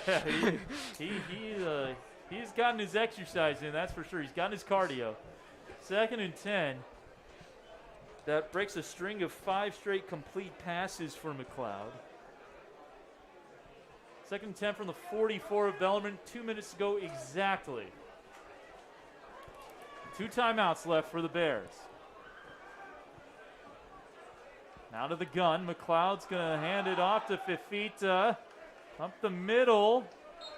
And they're either going to have to call a timeout or really hurry up here. They get 6 for Fifita. And they will allot to keep the clock moving on this hurry-up offense. 3rd and 4. Minute 35 to go. Clock still ticking. McLeod looking to his right. He lost the ball as he was going back. Bobbled it. Came out of his clutch, and he's going to have to eat it back at the 48. A 10-yard loss. And that makes it 4th and 14. This is the game right here. I mean, 1:12 to go. Menlo Atherton not taking a timeout. They're taking a lot of time. And Menlo Atherton maybe not feeling so confident, letting the clock tick off the game tick off the game clock. Interesting not using a timeout there. Travis sat on the screenshot. Read perfectly by Otobre, and that'll do it. Clock should stop. Turnover on downs. And the clock operator wants to get some sleep tonight, I guess. Yeah. There should be probably 48 seconds left, but this one's over. Just a 4-yard gain there for Travis Satt. Made his 2nd catch on the drive and on the night. The Bells take over. 1st and 10 from their 44. They're going to get a huge season opening victory. This is a great way to start off the first fall season for Jalal Beachman. Just need to knee it once, and that'll do it. Unless MA decides to take a timeout. I don't think that's going to happen. Wade Smith, Nate Escalada, and Pfaff and company lead the Bells to victory on opening night, upsetting the 5th-ranked Menlo Atherton Bears by a final score of 56-41. What a win for Bellarmine, Ian. What a way to start the season. This couldn't have been a more eventful game for both sides. And the Bellarmine offense is going to feel pretty great. Maybe going into the locker room, they're like, okay, where can we clean it up on the defensive side of the ball? But what a great way to start the season. And they go through the handshake line. Jalal Beachman with a heck of a game plan against a very well-coached and athletic Menlo Atherton Bears team. The Bells come up on the positive side with a 15-point win. Score the first 2 touchdowns of the game. They end up winning by 2 touchdowns. Led 21-20 at the break. They trailed in the second half after a 2-point conversion for MA. Put the Bears up 28-27. But from then on, it was pretty much all Bellarmine. And Brody Stratz with the interception, like you mentioned, Ian, to really turn the tide in the favor of the Bells. Yeah, that was a turning point. If he had taken a sack there, we might still be watching football right now. Yeah. But instead, we see the Bells take their first win of the season in an exciting way, and we're looking forward to the rest of it. 15-point win for the Bells. Let's kind of run down some numbers for you here. We'll welcome you on camera here. What's going on? Kevin Dana, Ian Knight, class of 2023. Kevin Dana, Bellarmine class of 2005. As we take a look at some of these numbers, we talked about Ben Pfaff. I mean, 206 rushing yards by our count, 19 carries, and 4 touchdowns. An 8-yard touchdown run, 71, 4, and 6. In that second half, he was especially spectacular. Certainly. He just blew the door open on that MA defense. There was no stopping him after the whistle blew for the second half to start. Yeah, he was great. Wade Smith, what more can we say about him? 143 yards through the air, had the touchdown pass of 71 yards to Chris Jabe. We also had him down for 128 yards rushing on 13 totes to the rock. So a very impressive debut to the senior season for Wade Smith. So, he is a dynamic quarterback. He can hurt you on the ground, and he can also hurt you through the air. So other teams later on are going to have a tough time dealing with him and preparing their game plan. We should give some props to Menlo Atherton. Matt McLeod threw for 379 yards, had a trio of touchdowns to Jeremiah Irby, who we had down for 220 receiving yards on 5 catches, and Jalen Moss, 9 catches for 156 yards unofficially. Those two are really fun to watch.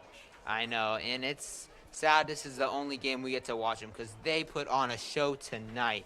And Irby with, what was it, 2 70-yard catches for touchdowns? I mean, yes. he is going to have recruits calling him every 24/7. He has D1 offers on the defensive side as a defensive back. He could get some D1 offers off this game on the offensive side.